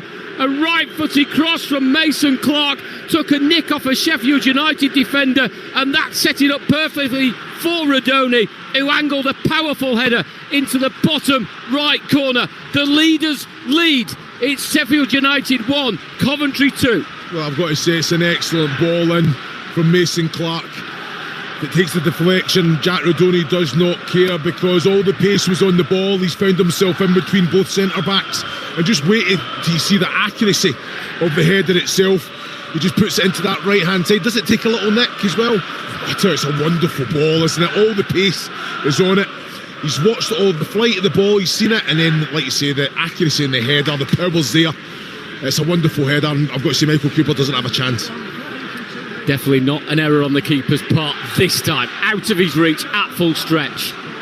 Drops nicely into that bottom right corner for Rodoni to score his 4th of the season. He scored here last season as well in what turned out to be a 3-1 defeat. Well, he's enjoying the visit tonight as Jay De Silva is shown a yellow card for a foul on Patrick Bamford. This time it's Sheffield United's turn to try and respond. Great game in the northeast. Gateshead 3, Morecambe 3. Gateshead led 1-0, then they were 3-1 behind, and now through Billy Chadwick they are level again. Don't forget, over on Talksport tonight we've got live commentary of Real Madrid and Benfica 1-1 at half time. Download the app, you can swipe between this game and that game. Should it be Harrison Burrows on this free kick? For me, you look at the quality, takes most of the corners, if not every single one of them. This is the perfect position just for him to put it right on top of Carl Rushworth with all the bodies coming in front. With Gustavo Hammer, I understand what he's trying to do, but this can be defended well. 6 yards from the right corner of the penalty area. Rushworth just taking a stride off his line, arms raised, ready to come should he need to. It will be the right footer of Harmer, and it's low and it's easily dealt with by Jay De Silva on that far side. It will be returned very poorly by Sariki. It was cut out on the edge of the area by Van Arwijk. Going back to your point, Chris, totally agree with it, but a left footer just puts it into that corridor of uncertainty where anything could have happened. Coventry win it back with Sakamoto. And I think Gustavo Hammer's just not been quite at it with his distribution today. He's had some nice touches and that little reverse pass for Harrison Burrow for the goal, but Harrison, this is what he does. He's on the money more often than not. Harrison Burrows, and it's a left footer. You can put it right on top of Rushworth, and then you've got the players that can go be aggressive, get that first contact. It's just, I thought I was going to see something straight off the training ground there, but it was pure execution. Had 3 years at Coventry. Gustavo Hammer in his third season now, the Brazilian with Sheffield United. A ball through towards O'Hare, thumbs up, but he was never going to get there. Yeah, but he's got to take the touch, and I think that's something that he's aware. He picks up some fantastic little pockets. Callum O'Hare, he's in that defensive line, he's right on line, he's onside. It's a great ball from Sidney Peck, but see if he just takes a little bit out of it with the left foot, he's in. Sakamoto's cross from inside the area, right hand side. Tanganga was facing away, he stuck out a right leg away from goal to deflect it away. Gateshead 3, Morecambe 4. Chris Popoff has scored a hat-trick. It's a game to watch. Although, stick with us here, don't go and watch that one. Talksport 2, Sheffield United 1, Coventry 2. De Silva, left-footed, straight through to Jeffert Tanganga. More European action tomorrow. Stuttgart versus Celtic at 5:45. Crystal Palace versus Sarinsky at 8 o'clock, both on Talksport 2. On Talksport at 8 o'clock, Nottingham Forest versus Fenerbahce. EFL action on Friday night, Bristol City versus Watford, 8 o'clock kickoff. 2 games on Saturday, Portsmouth versus Hull is at 12:30, and at 3 o'clock it is Coventry versus Stoke. You've got a busy week this week as well, Chris. You will be watching Stuttgart and Celtic tomorrow. Yeah, can't wait. Here's Samare on the edge of the area into O'Hare. It's a turn, it's a shot that's deflected off Bobby Thomas. He stood, he looks over his shoulder, and he was praying that went over the bar, and it did. Yeah, he had to be there, he had to get the block in. Callum O'Hare can't get that time and space in the 18-yard box. Again, 13, 14 yards from goal on the angle as well. Great little first touch as well. I'm looking at it, it's Van Evik. He's got to be closer to him there. Gets the ball, gets the turn, gets the shot away. Sheffield United corner far side, Gustavo Harmer. This is where it does suit the right footer. There's a gathering again on the penalty spot. Samare is pushing Van Arwijk, who's got his arms raised to point that out to the referee as it loops to the far post. Rushworth palms the ball into the ground. There's a chance of a break here with Van Arwijk, who will take it up to the halfway line. Samare tracking his every run, so too Brooks. Sariki in front of him did really well there to keep possession for the visitors, who lead here by 2-1. Good play by Rodoni to keep them in possession once more. Grimes closed down by 2 red and white striped shirts, deflects it back to goalkeeper Rushworth, comes a few yards out of his area to play it to the right to Van Arwijk, and it's back to the Coventry left back again, the young Dutchman, who plays a short pass forward to Rodoni, who scored the second goal here at Bramall Lane. Live on Talksport 2. We've had 63 minutes. Sheffield United 1, Coventry 2. Frank Lampard in front of that incident, claiming a free kick when Mason Clark was pulled to the ground, not given, and Sheffield United had possession with their centre-back Bindon, who plays it short to Peck. Played the ball over the halfway line to Andre Brooks, with the goal behind him that Sheffield United are attacking. It's a left-footed nonchalant pass back to Peck, who again has positioned himself to almost make a back three. At times when Sheffield United had possession, ball forward from Samare came loose. Sakamoto is there for Coventry inside the centre circle. Sakamoto in his third season, joining from Oostend in Belgium, the Tokyo-born midfielder.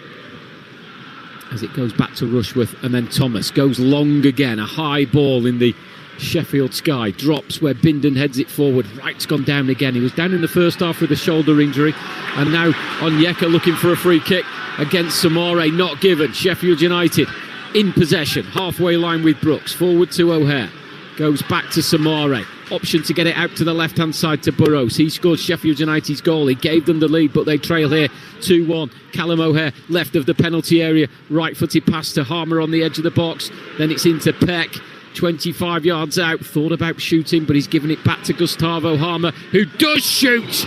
And a shot that's curled, but not quite enough. It's gone wide from the Brazilian-born midfielder. Sheffield United 1, Coventry 2. Yeah, I think they've reacted very well. Sheffield United, getting into good areas. Hammer, straight away wanted to get that shot away. Sidney Peck seeing a lot of the ball, and I've got to say, consistency from the official, because Samari done the exact same thing in the middle of the pitch. A little pull on the wrist. John Busby's looking right at it. It's not enough on Onyeka. He goes down. Frank Lampard's going mad at the fourth official, because for me it's a free kick, but he's not giving it because he can stay on his feet, Onyeka, but he's looking for the free kick. And John Busby, consistency, all we asked for. Exactly. Here on Talksport 2, 65 gone. Sheffield United 1, Coventry 2 on Talksport. Live commentary of Real Madrid 1, Benfica 1. If you've not already, download the Talksport app. You can swipe between the two games. Sheffield United building from the back with a ball forward to Sirike, the right back on the halfway line. Dummies to go infield, then looks to use his pace to go on the outside of Mason Clark, but he's stuck to that task, and it's a Sheffield United throw that he's taken quickly by Sirike. Goes back to Tanganga and plays across to the other central defender, which is Tyler Bindon, just 21 years of age, a former USA under-19 international, but now over 20 caps for New Zealand, which is where he was born, but moved to America as a teenager. Here's Bamford, far side, experienced championship striker, lays the ball into Samore, tried to thread it through to the edge of the area where Burrows was the furthest forward Sheffield United player, but it was a great interception by Thomas, and then a free kick. Mason Clark was fouled just inside the centre circle. See, this is something that Coventry do very well. I think very comfortable without the ball, but now this is where they manage the game. They slow it down. The first change of the night. Ephraim Mason Clark will be replaced by Brandon Thomas Asante. Sidney Peck has come jogging to the touchline. Chris Wilder wants a word with his midfielder. Peck wants a drink as well. Different type of players here. Thomas Asante not quite a winger, can play it as a wide forward, whereas Ephraim Mason Clark very much an old style winger, you would say. Yeah, no, I understand that. Yeah, I agree with that. But I think Brandon Thomas Asante is very comfortable in all of those four attacking positions. If it's the 10, if it's out wide right, wide left, as the main focal point. So, like you're saying, he poses. He's got that direct, he's got quality with the ball, he's got that physicality, and he also does the hard yards, tracks back as well. So yeah, for me it's not light for light, but he brings a different dynamic. Thomas Asante has scored 10 goals this season, returned at the weekend as a substitute after a 3-game ban. Scored 10 goals in his first 14 championship appearances, but he's not scored in his last 7. Coventry have a free kick here, 10 yards inside the Sheffield United half, right of the centre circle. Grimes is over the ball. His all sky blue strip with white trim and white boots to go with it. It's a ball that drops from height, where Tanganga is there first for Sheffield United. Drops to Sakamoto. An instant strike as it dropped on the volley, left-footed, just to the right of the D, 18 yards out, and it needed Cooper to dive to his left to turn that around the post. Coventry corner. Well, this is what he poses, I think fantastic quality, to take it on. I've got to say, I think Cooper, he sees it late as well. It's a fantastic save, but good technique, isn't it, from Sakamoto to hit the target there as well. Does everything right, hits it from probably 19 yards, 20 yards into the ground as well. Fantastic quality. Jack Rodoni scored Coventry's second goal in this game, in which they lead 2-1, and he will take the corner over on the far side. The Coventry right, left-footed, looping under the goal, and it needed Cooper on hand again to palm the ball away, almost fingertips amongst a crowd of bodies. It will be another Coventry corner, this time on this near side, the left Yeah, he done well there, Cooper. I think it's an excellent ball. Look at all the bodies around. Had you right, Bobby Thomas in behind. He had to get a hand to it, John. Rodoni will make the walk from one side of the pitch to the other to collect the ball. His name is being sung as he places it by the red corner flag. Down to our left-hand side. Again, most of the bodies are at the far post, which is where he put the last one. This one will be more of an outswinger. He'll still try and keep it as close to that goal as he can. 69 minutes gone. Sheffield United 1, Coventry 2. Rodoni, a driven ball high to the far post. Thomas with a header down and instantly cleared on the volley by Tanganga. Header forward by De Silva into the box. This time it was Samaria with a header that gets it up to the halfway line. Harmer helping it on to Brooks. Tried first time to get Callum O'Hare in behind. Interception was by Bobby Thomas. Coventry showing their defensive strength now. I look at Andre Brooks there. You know, you think when you're up against Van Ewijk, I just think he has to just take better control of the ball there, take him on, commit the defender, make him make a decision rather than just trying to knock it past him. And he never had that accuracy with the release there anyway. You're listening to EFL Live on Talksport 2 with McDonald's order delivery on the McDonald's app from 11 a.m. 18 plus, fees apply to delivery orders. Subject to availability, prices may vary. Heading into the final 20 minutes of normal time here at Bramhall Lane on Talksport 2. Sheffield United 1, Coventry 2. The leaders were behind, but now they are in front thanks to Jack Rodoni, who has possession on the far side. His ball in field is intercepted by Harrison Burrows, who did give Sheffield United the lead. It was 2-2 at the Rico last season, where Sheffield United led twice. Tonight Sheffield United led and now they trail. It's with Peck inside his own half, looking forward. Bamford and Brooks, the two furthest forward players. O'Hare makes that late run forward, dare I say Lampard-esque, but on this occasion no one spotted that run, and instead it's gone to the left side to Harrison Burrows. Stoke 2, Oxford 1 is the latest in the Championship. Jesram Raksaki on loan from Crystal Palace with his first goal for Stoke. Harmer, lovely reverse ball left of the area. Bamford tried to sneak it across towards O'Hare, who was on the edge of the 6-yard area, but there was an interception and it will be a Sheffield United corner. Yeah, another quality little reverse pass from Hammer into to Bamford. I just think that ball can come across a little bit earlier. It's good movement from Bamford as well. Great first touch, but he can't allow Van Ewijk to get back in and get that defensive block in there. She's got to be touch. Second one, can he fire it across in between the last defender and goalkeeper? Gustavo Harmer with a corner for Sheffield United. Over on their left side will be right-footed in swinging as players release themselves from the shackles, and a header by Bindon was cleared almost off the line by Bobby Thomas. Here's Andre Brooks. He's going to go on the outside on the right, a ball that was sent in but cleared by Latabodier. Sheffield United continue with the pressure. It's on the edge of the box, and it's Sarike who loses out with a tackle that came in from Sakamoto. Whacked away, will be a Sheffield United throw. It's a strong challenge, strong but fair challenge from Sarike there. Sakamoto's tried to get the block in, and it sent him absolutely flying as well. What an excellent ball into the box. And like you say, Tyler Bindon gets that little touch, kept the pressure on. I just feel then Brooks has to have better quality there. Sheffield United making their first change of the game. Jaro Vardevalt, released from Crystal Palace in the summer, has come on to replace Gibriel Soumare.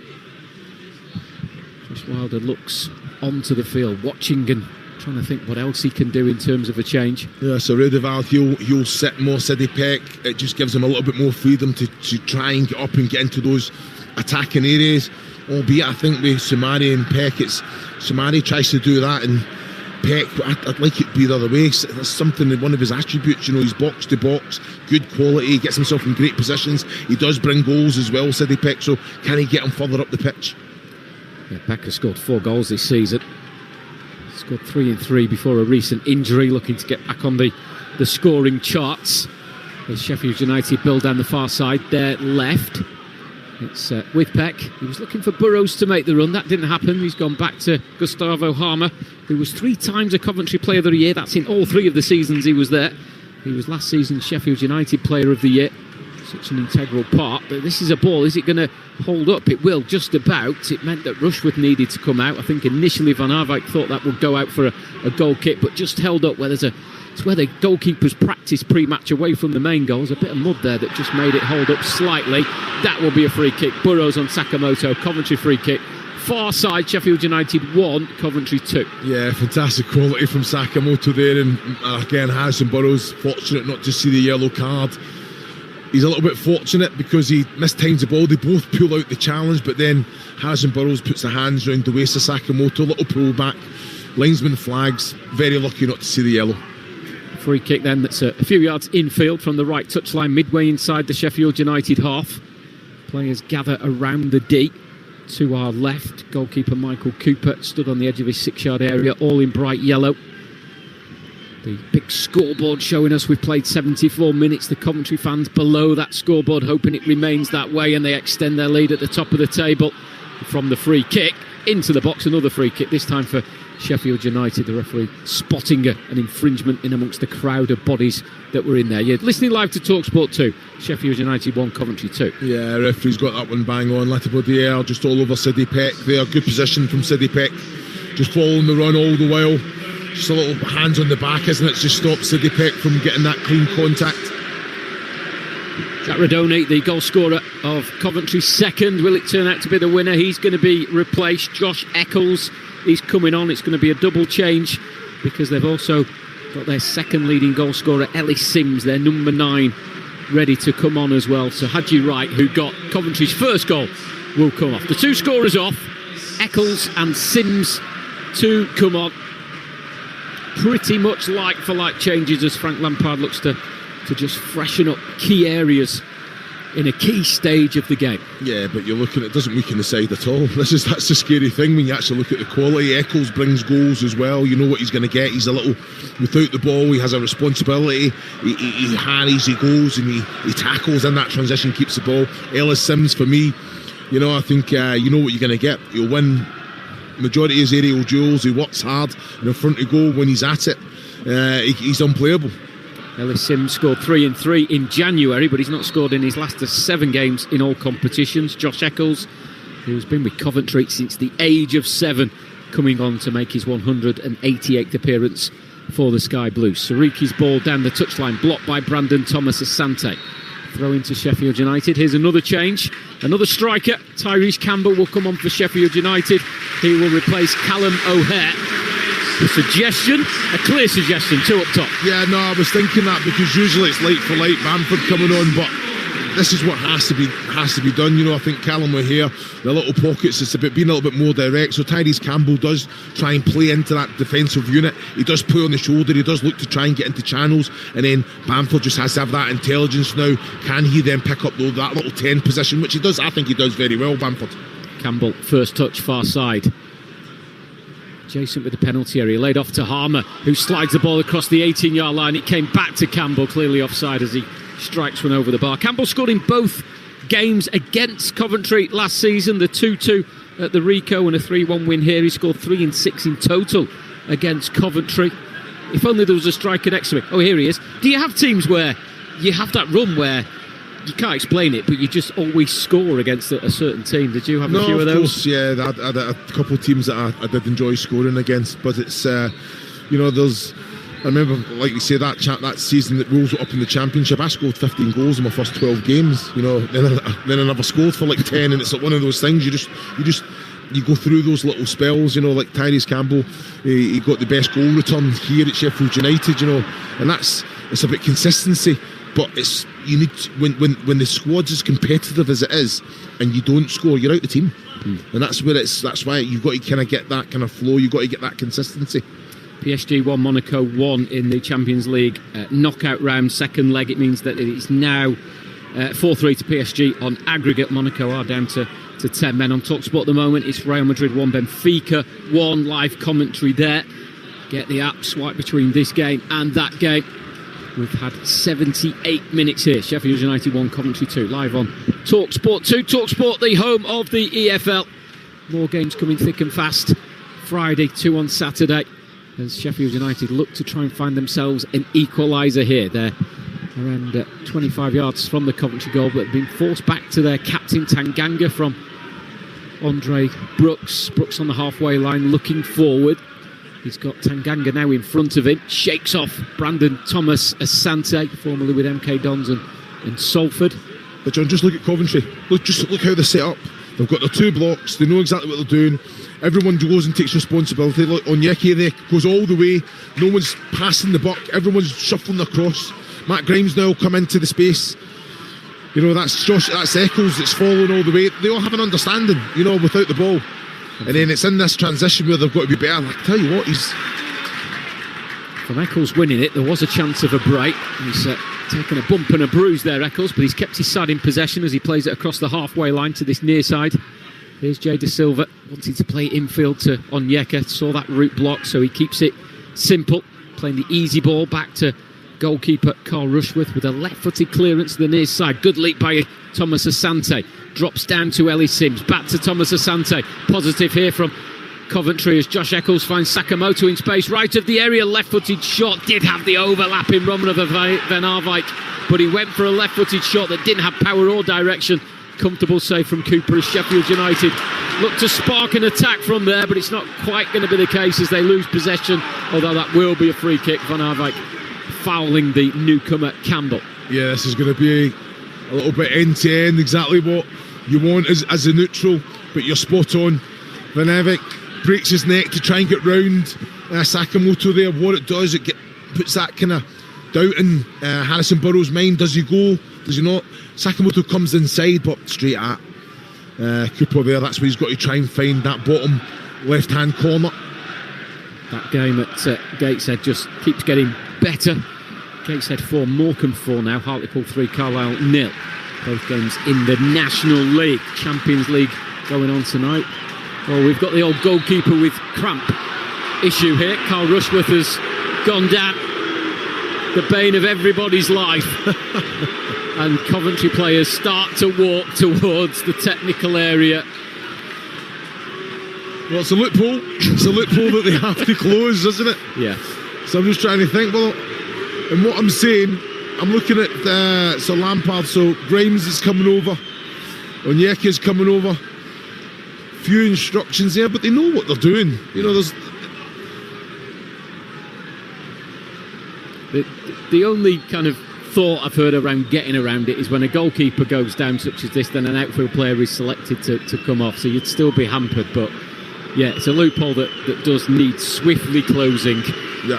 We're into the final 10 minutes of normal time here on Talksport 2. Sheffield United 1, Coventry 2. Over on Talksport, Real Madrid 1, Benfica 1. Champions League commentary over there. Tomorrow night, Stuttgart versus Celtic, 5:45 kickoff on Talksport 2. Chris Sewellamo will be watching on with that one.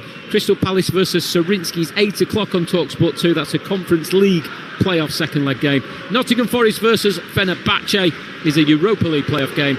That's a second leg on Talksport, 8 o'clock kickoff. Just to keep Chris's diary in check.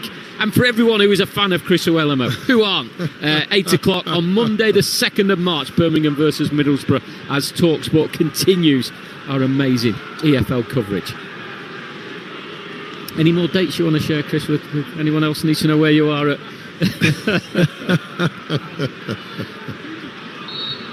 Throw in.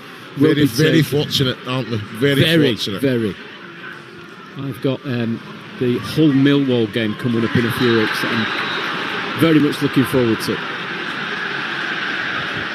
PSG 2, Monaco 1. Means that PSG have extended their aggregate lead, and it looks as though they will be progressing through to the next round. Here at Bramall Lane on Talksport 2, Sheffield United 1, Coventry 2. There are 8 minutes of normal time remaining. If Coventry can hold on, they will go 5 points clear of second place Middlesbrough. They will go 11 points clear of third place in the playoffs. And that's the most important gap, isn't it, Chris? Is that gap from wherever you are, 1 or 2, to the gap to third. That's the one you're going to be watching and keep going. Yeah, 100%. You know, it's all about getting the points on the board, but there will be a few bumps along the way, and having that little cushion just allows you to have those little kind of disappointing afternoons. But like you say, I think Frank Lampard will be delighted with the reaction of his Coventry side tonight, and the responsibility that they're taking just now, managing this game, seeing it out, just kind of slowing things down, not allowing the fans to gather any kind of momentum at all. Had a double change for Sheffield United. Andre Brooks and Femi Sirike, the two players on the right, have gone off as Tyrese Campbell looks to come forward for Sheffield United. He's carried it to the edge of the area. He's into the box, goes on his left foot. He went down. down, and it's a yellow card. And an act of simulation is adjudged by the referee, John Busby, against Tyrese Campbell. That is a big, big call. Difficult from where we are to give the shout. Immediately looking at that, carrying on in live action. Clearly Tyrese Campbell doesn't agree. Coventry players look angry, and everyone, including Chris Wilder, will check the replay before we give comment. The referee has to do it live, and he was very quick with that decision. It remains Sheffield United 1, Coventry 2. I'm just looking to see if there is. No, there's nothing in it at all, and the referee has got it 100% bang on, and you can actually see the players, Bobby Thomas and Onyeka, getting into the face of Campbell. There's nothing in that. He's bang on, yellow card. And you can read Campbell on the monitor saying, you touch me, but as we've seen, that doesn't seem to be the case. Just confirming those changes, Keanu Hoover and Taith Chong have come on for Sheffield United, replacing Andre Brooks and Femi Sirike. It is Hartlepool 3, Carlisle 1 in the National League. Here's a latest score. We're approaching the final 5 minutes of normal time here. Tanganga has sliced a clearance out of play, and Coventry will eat up the minutes and seconds as they tick towards what will be back-to-back away wins. And it will be 3 wins in their last 6, and it will be 3 successive wins. They are re-hitting form at maybe just the right time. The end of the season is in sight. Will be a long throw. Coventry will look for a third, as Van Eyck will throw it into the penalty area. Tanganga leaping with Bindon, his own defender. It was Tanganga's header to the edge of the area, helped back into the box by Sakamoto. Bindon there firmly clearing, left-footed up to the halfway line. Van Eyck's header will drop here for Thomas, who would stay forward, the defender, but it's Sheffield United through Riedeveld, who wins it back. Campbell on the halfway line, touches the ball into Peck. Loads of options to the left, but he carries it forward inside right position and try to thread a ball through, but Thomas Asante able to stretch out a right leg. The Coventry substitute stop the ball progressing forward towards this right side to the substitute that's come on, Hoover, and it will be a Sheffield United free kick as players come together on this near touchline. Yeah, Eccles has done ever so well, but I've got to say Riedeveld, very, very clever. Just has a little tug of him as well. Doesn't allow him to have any joy or any leeway. On the edge of the area, Chong again. They're trying to thread the balls through, but it's just not happening at the moment. Coventry sitting deep on the edge of their own penalty area. You're listening to EFL Live on Talksport 2 with Matt Donalds. Order delivery on the Matt Donalds app from 11 a.m. 18 plus. Fees apply to the delivery orders. Subject to availability. Prices may vary. Closing stages at Bramall Lane on Talksport 2. Sheffield United 1, Coventry 2. Brentry 1, Aldershot 2 is a latest score, another latest score in the National League. Plenty of goals in the 5th tier of English football tonight. Coventry, 3 goals here at Bramall Lane. Coventry have 2 of them. They came from behind. They are set to extend their lead at the top of the Championship table. You call it pre-match, Chris, about Sheffield United. Almost a must-win game because of that gap between them and the playoffs. Does this kill it off for them? Still a long way to go, but no, does it? The gap opens up a bit more. I think when you said, you alluded to how many teams there is between themselves and, like you say, that 6th position. You know, if they can go on an amazing run, they bring it back to life again. But this will be a blow that Chris Wilder has the experience to manage and get them going again. Brendan Thomas Asante from a tight angle, got the ball in right-footed from the left. Sakamoto rising, unmarked, but a header that was down and dealt with by Michael Cooper. Juventus 2, Galatasaray 0 is a latest score in the Champions League. Juventus are trailing on aggregate. They've got 20 minutes to find, I think it's 2 more goals in that one to get themselves through. Here Sheffield United need 1 to bring them level, 2 to take the lead in this EFL Championship game, where we're into the final 2.5 minutes of normal time. Siddy Peck on the edge of the area, right of the D, rolled into the path of Keanu Hoover. A right-footed low ball into the edge of the 6-yard area. Bamford arriving, but it was too late and it was gathered by Rushworth. I think it's a great ball from Keanu Hoover. You've got to remember where Carl Rushworth is collecting the ball. He's in the centre of his goal. So surely, even you're looking at Chong, you're looking at Bamford, get across the front post. You get a touch in that, then you're getting a goal, you're getting yourself back in the game. Just to clarify, Juventus 2, Galatasaray 0. Juventus trailing 5-4 on aggregate with 20 minutes remaining. Juventus down to 10 men. Lloyd Kelly has been sent off, former Bournemouth defender. Here at Bramall Lane, Sheffield United have a throw close to the corner flag. In fact, Sidney Pecker's going to take it a lot further away from the corner flag. I think he could have gained a few yards there. He's gone short into Keanu Hoover, the substitute former Liverpool Academy player. It's over on the far side now, and it's infield to Gustavo Hermer. It is an ambitious effort from 35 yards out, and it dipped all of a sudden. It was wide of the goal. Had it have been on target, maybe another 3 yards to the right, that could have caused all kinds of problems. Remains Sheffield United 1, Coventry 2. Yeah, the height on it was perfect. But like you say, you're looking at even Carl Rushworth. I'm looking on the monitor there. He was comfortable when he knew straight away as soon as it left the foot, it was going wide. Well, we heard pre-match and at half-time the Chip Butty song, the anthem that Sheffield United sing, and now it's On The Ball City that is ringing out from the away end to our left-hand side. Attendance, I think, was just over 27,500. It was announced a short while ago. And it's the Coventry fans that are bringing the noise in the closing stages. We're in the final 30 seconds of normal time here on Talksport 2. Talksport has live commentary of Real Madrid 1, Benfica 1, second leg of that Champions League playoff. Is live on Talksport. Tune in after this one has finished. Don't forget Talksport Breakfast tomorrow. Alan Brazil and Gabby Agbonlahor from 6 a.m. Coventry have got a free kick, offside given against Tyrese Campbell, who's had a frustrating entrance to this game. Caught offside a couple of times and booked for simulation. We have an additional 6 minutes. The roar is from the home crowd. Can they find themselves a way back into a game that they trail 2-1 against the league leaders Coventry? A ball forward that Brandon Thomas-Asante thought about chasing, then sensibly gets into his defensive shape as Taith Chong has it. A reverse ball down the right channel to Tyrese Campbell. Chong wants it back on the edge of the area. Campbell facing up to the box. Lays it off to Keanu Hoover. Tries to shift it onto his right foot, but could have got the ball in quicker. He's quickly closed down. It's into Peck. Plays a 1-2 right corner of the box. Back out to Keanu Hoover. On loan from Wolves. Lovely ball. Right of the area is Campbell. On the byline. Pulls it back. Comfortably dealt with by Joel Latabaudiere. His clearance, though, is back in Sheffield United possession. Right-hand side. Chong on his left foot. Brandon Thomas-Asante couldn't stop him getting away from him. He lays it off to Hoover, whose crosses in right-footed, but cleared at the near post by Jay De Silva. Sheffield United will keep possession. They move it into the centre of the Coventry half of the field, where it's forward to Peck. Much more advanced since Sheffield United have made those changes into the edge of the area, but poor control really by Burrows, the left back, who's in a central area. De Silva can clear.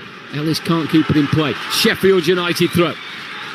Yeah, keeping the pressure on very, very well. Just that quality. I think Tyrese Campbell's an excellent ball, but again, that movement is needed centrally to get across the face of that first defender. Late challenge by Josh Eccles. Referee tried to play the advantage. There wasn't one in the end. Free kick to Sheffield United. So I'm just watching Harrison Burrows. He's actually saying to Gustavo Hammer, "You go take it." Look at the position again. He's actually going into the back end. I don't understand. This is perfect for Burrows to get himself across, put it right on top of Carl Rushworth's head, while the body's running across the path of the ball. Harmer on the free kick duty. 25 yards from the goal, close to the right touchline. Right-footed, curling header. Offside flag raised anyway. Header was from Josh Eccles, getting it clear of the penalty area. And Coventry will take more time. We've had nearly 2.5 minutes of the 6 that were added.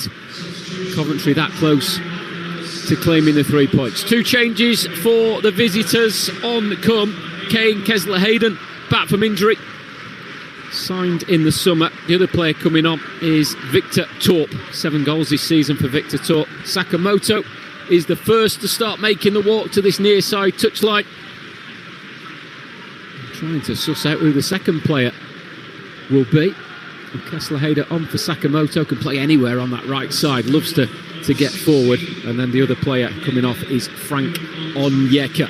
Closing stages here on Talksport 2. 3 minutes of the 6 that were added still to play. Over on Talksport, it is Real Madrid 1, Benfica 1 in the second leg of the Champions League play-off. It means that it's 2-1 to Real Madrid on aggregate there at the moment. And then finally Rushworth can take the free kick from inside his 6-yard area to our right-hand side.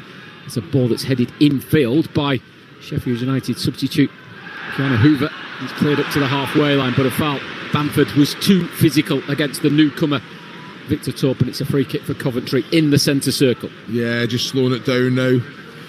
Really letting the clock tick down, but again, good quality. I think Harrison Burrows just have to have a little bit more composure, a little bit more quality. Can he get it down, Ral? Just turn that defence. It has to be a little bit bigger as well for Tyrese Campbell to go and chase and press. Free kick is forward and straight out of play for a goal kick as we go into the final 2 minutes now of normal time. Following us on Talksport 2 is On Track, all the latest news, features and interviews from around the world of motorsport over on Talksport. Coverage continues of Real Madrid and Benfica and all the post-match reaction from all of the games that we've been covering across the Talksport network this evening. Sheffield United, one last chance to come forward. Pep will pull it back from the byline. It's in the air and Rushworth comes and claims. Perfect goalkeeping, just what Coventry needed. It is outstanding goalkeeping as well, because you're thinking, does he come, does he go and put the punch through it? He come out, he collected it off balance as well. Great hands from Rushworth. Long clearance by the goalkeeper. Ellis Sims is wrestling with Tanganga. It was a header from Bindon that's fallen here for Brandon Thomas Asante. He's wriggled away from a couple of challenges. Now Coventry, well, I was about to say, they've got the ball where they need it, close to the Sheffield United area. They just needed to keep it there, but they gave it away. And then there's a free kick. Bamford was all the way back there defended. He was fouled, and they're just going to get plays forward now, surely. Wilder's just telling everyone to go, isn't it? But this is the one. You're looking at Bobby Thomas, you're looking at Natabody Air. You know, Big Ellis Simmons is back there. You know, just this is a Coventry contact. It's the goalkeeper, Cooper, that takes the free kick. Drops on the edge of the area, first to it. There's Joel Atabodier, and it's cleared away. It's out for a Sheffield United throw. A throw that's gone back to Cooper, the goalkeeper, but he's on the halfway line as he looks up, right-footed, towards the far side of the penalty area. Big header from Bobby Thomas. A heady clearance that nearly makes the halfway line. Gustavo Harmer there chips the ball back to the edge of the penalty area. The flag is raised on this near side. Well, that'll take us to the 6 minutes. There might be a bit more time with the substitutions that took place, but the roar from the Coventry fans was as loud as it was when they scored the goals. And it's Real Madrid 2, Benfica 1 over on Talksport, and now Real Madrid have extended their aggregate lead against the Portuguese side. It looks like they will go through to the next stages of the Champions League. Full-time Millwall 3, Birmingham 0 in the Championship. Big win for Millwall, who remain in the playoff places. A free kick taken by Carl Rushworth, the Coventry goalkeeper. Last knockings of a game where the leaders are in front here live on Talksport 2. Sheffield United 1, Coventry 2. It's gone back to Sheffield United goalkeeper Michael Cooper. Right-footed, he clears high through the centre of the field. Josh Eccles is there with a header. Ellis Sims was offside. He'd been closing down the goalkeeper, so he's stood still as Thomas Asante wins it on the near side touchline. Now he's got a decision. Does he go for goal, or sensibly does he go for the corner flag? It didn't matter either way, because there is the full-time whistle, and it is greeted by big celebrations from the away following, most of them in sky blue. Flags are waving, scarf being spun around people's heads, because Coventry in the second half have come from behind to claim 3 points.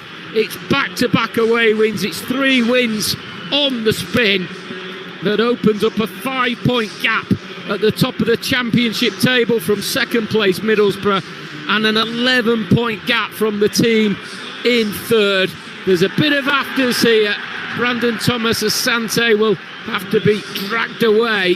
I think Japhet Tanganga had something to say. Referee has got involved. Chris Wilder has gone across to act as peacemaker. Sheffield United did take the lead early in the second half. Harrison Burrows with a right-footed effort via a deflection that outdid Carl Rushworth. But the response from the leaders was instant and impressive. 4 minutes later, they were level, thanks to Haji Wright stepping on his right foot.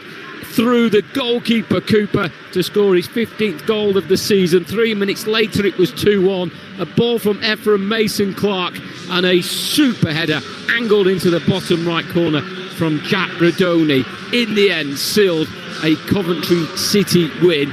We've seen the league leaders win. Chris Owellamo, who's been watching all alongside me this evening, and they did it like league leaders. They fell behind, they reacted well, and then they've seen the game out. Well, that's what it is. I think they've shown that quality all season. They know how to manage a game, they know how to affect a game, influence a game in a positive way. They believe in what they're about, get the ball down. They've got creative players, they can do the hard yards as well. Defensively nullify the threat opposition, but they've got quality and they've got goals on this side. And like you say, I've got to say, probably thoroughly deserved. I think Sheffield United had some big opportunities. They never capitalised, they never took them. But this side showed 1-0 down. They knew they had the quality to get back in it, and Frank Lampard to be absolutely delighted. The Coventry players and staff are lined up on the 18-yard line, saluting their supporters. Standing ovation from the visiting fans. Just to check on the table, it is 9 points clear with Millwall's win. They've moved up to third on 59 points. Coventry on 68 points lead the pack, but they have opened up that 5-point gap against Middlesbrough. And they are hitting form, Chris. They had that blip as we all talked about, but now 3 games, 3 wins. Back-to-back wins away from home after they were poor on their travels. It feels like they're starting to build that momentum again. Well, and what a time to do it as well. I think business end, that little cushion will do them nicely, but there's confidence in this group. They really believe what they're about. And there's no better feeling, John. When you walk into that dressing room after you've got 3 points on the board, and it's just about that feeling, replicating it consistently, getting to the levels to recreate that. And that's what this team have done time and time again. Juventus 3, Galatasaray 0. That's now level on aggregate. They'll go into extra time. Talksport has live commentary of Real Madrid 2, Benfica 1 as we speak. We'll continue just to round up what we've seen here. Oh, it's back to 1-1, sorry. There was a Real Madrid goal, has been ruled out. We assume a VAR check, so it's still 1-1. Real Madrid have a 2-1 advantage on aggregate, but it is 1-1 over on Talksport. No, it is 2-1. Sorry, got Chris alongside me. He's doing the Jeff Stelling act tonight. 2-1 Real Madrid. That's live over on Talksport. Let's focus on the Championship. Sheffield United, we discussed them at for half-time and before the game. We spoke about they needed to go on a run. They needed consistency if they were to close down on the top spot. I will point out Vinicius Jr. has scored the Real Madrid second goal. That feels sweet. But Sheffield United, although tonight wasn't must-win, so many teams between they now in 16th position and Wrexham in 6th position.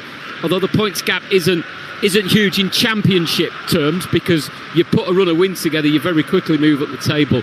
But it just feels like that playoff dream is starting to die off for Chris Wilder's side. Yeah, I understand what you're saying. There's 12 games to go. And that's the way, that's what Chris Wilder will be saying to right, okay, we have to get back on again, we have to get back to winning ways. And if they can go and win 8 of those 12 games, they're right in the mix. You know what I mean? But I can guarantee you, all those 6-7 teams above them are saying the exact same things.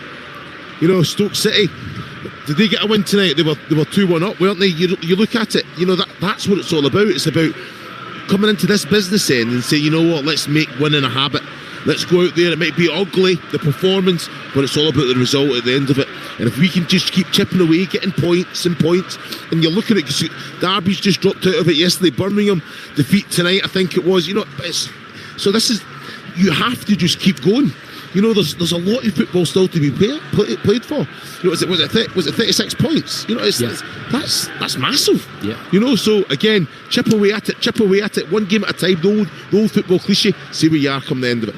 Stoke are still leading 2-1. That game continues against Oxford. Norwich have won. They beat Sheffield Wednesday, already relegated by 2-0. Bottom of the table, Sheffield Wednesday we know have gone. Oxford been beaten tonight, or it looks like they will be. Second bottom, Leicester 34 points with that points deduction. West Brom above the dotted line on 35 points. Blackburn were beaten last night on 38 points. It's the mad world of the Championship. Chris, you played in it. Is there any way of explaining why most teams are consistently inconsistent. Why is that a thing in the Championship? Because any team can beat anyone on their day. You know, the Championship never fails to deliver. For me, it's the best league in the world. You know, most competitive. It is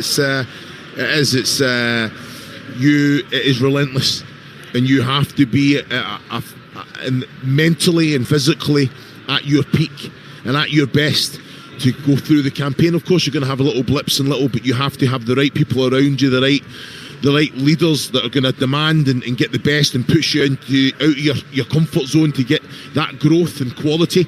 But like you say, and it's consistency that the team that's up there, the teams that get promoted, if you look at them, the campaign they've had, it's all about consistency.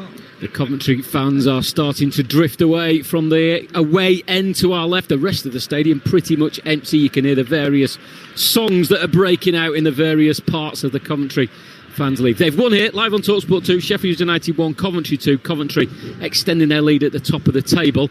And now it's time for another job for you, Chris. You've kept us in touch with the scores and your diary. But what about man of the match this evening? Well, I'm going to go for Jack Rodoni. I think he was absolutely outstanding tonight. You know, I think always without the ball, you see him communicating, you see him leading, you see him dragging players into position here, there and everywhere. Then all of a sudden, he steps up with a goal. And this is what he does time and time again. He's a fantastic talent on the ball, without the ball. But if he can bring goals to his game, which we all know that he can, he's the perfect player to have for the run-in. That was man of the match selected by Chris O'Willamo, with thanks to McDonald's.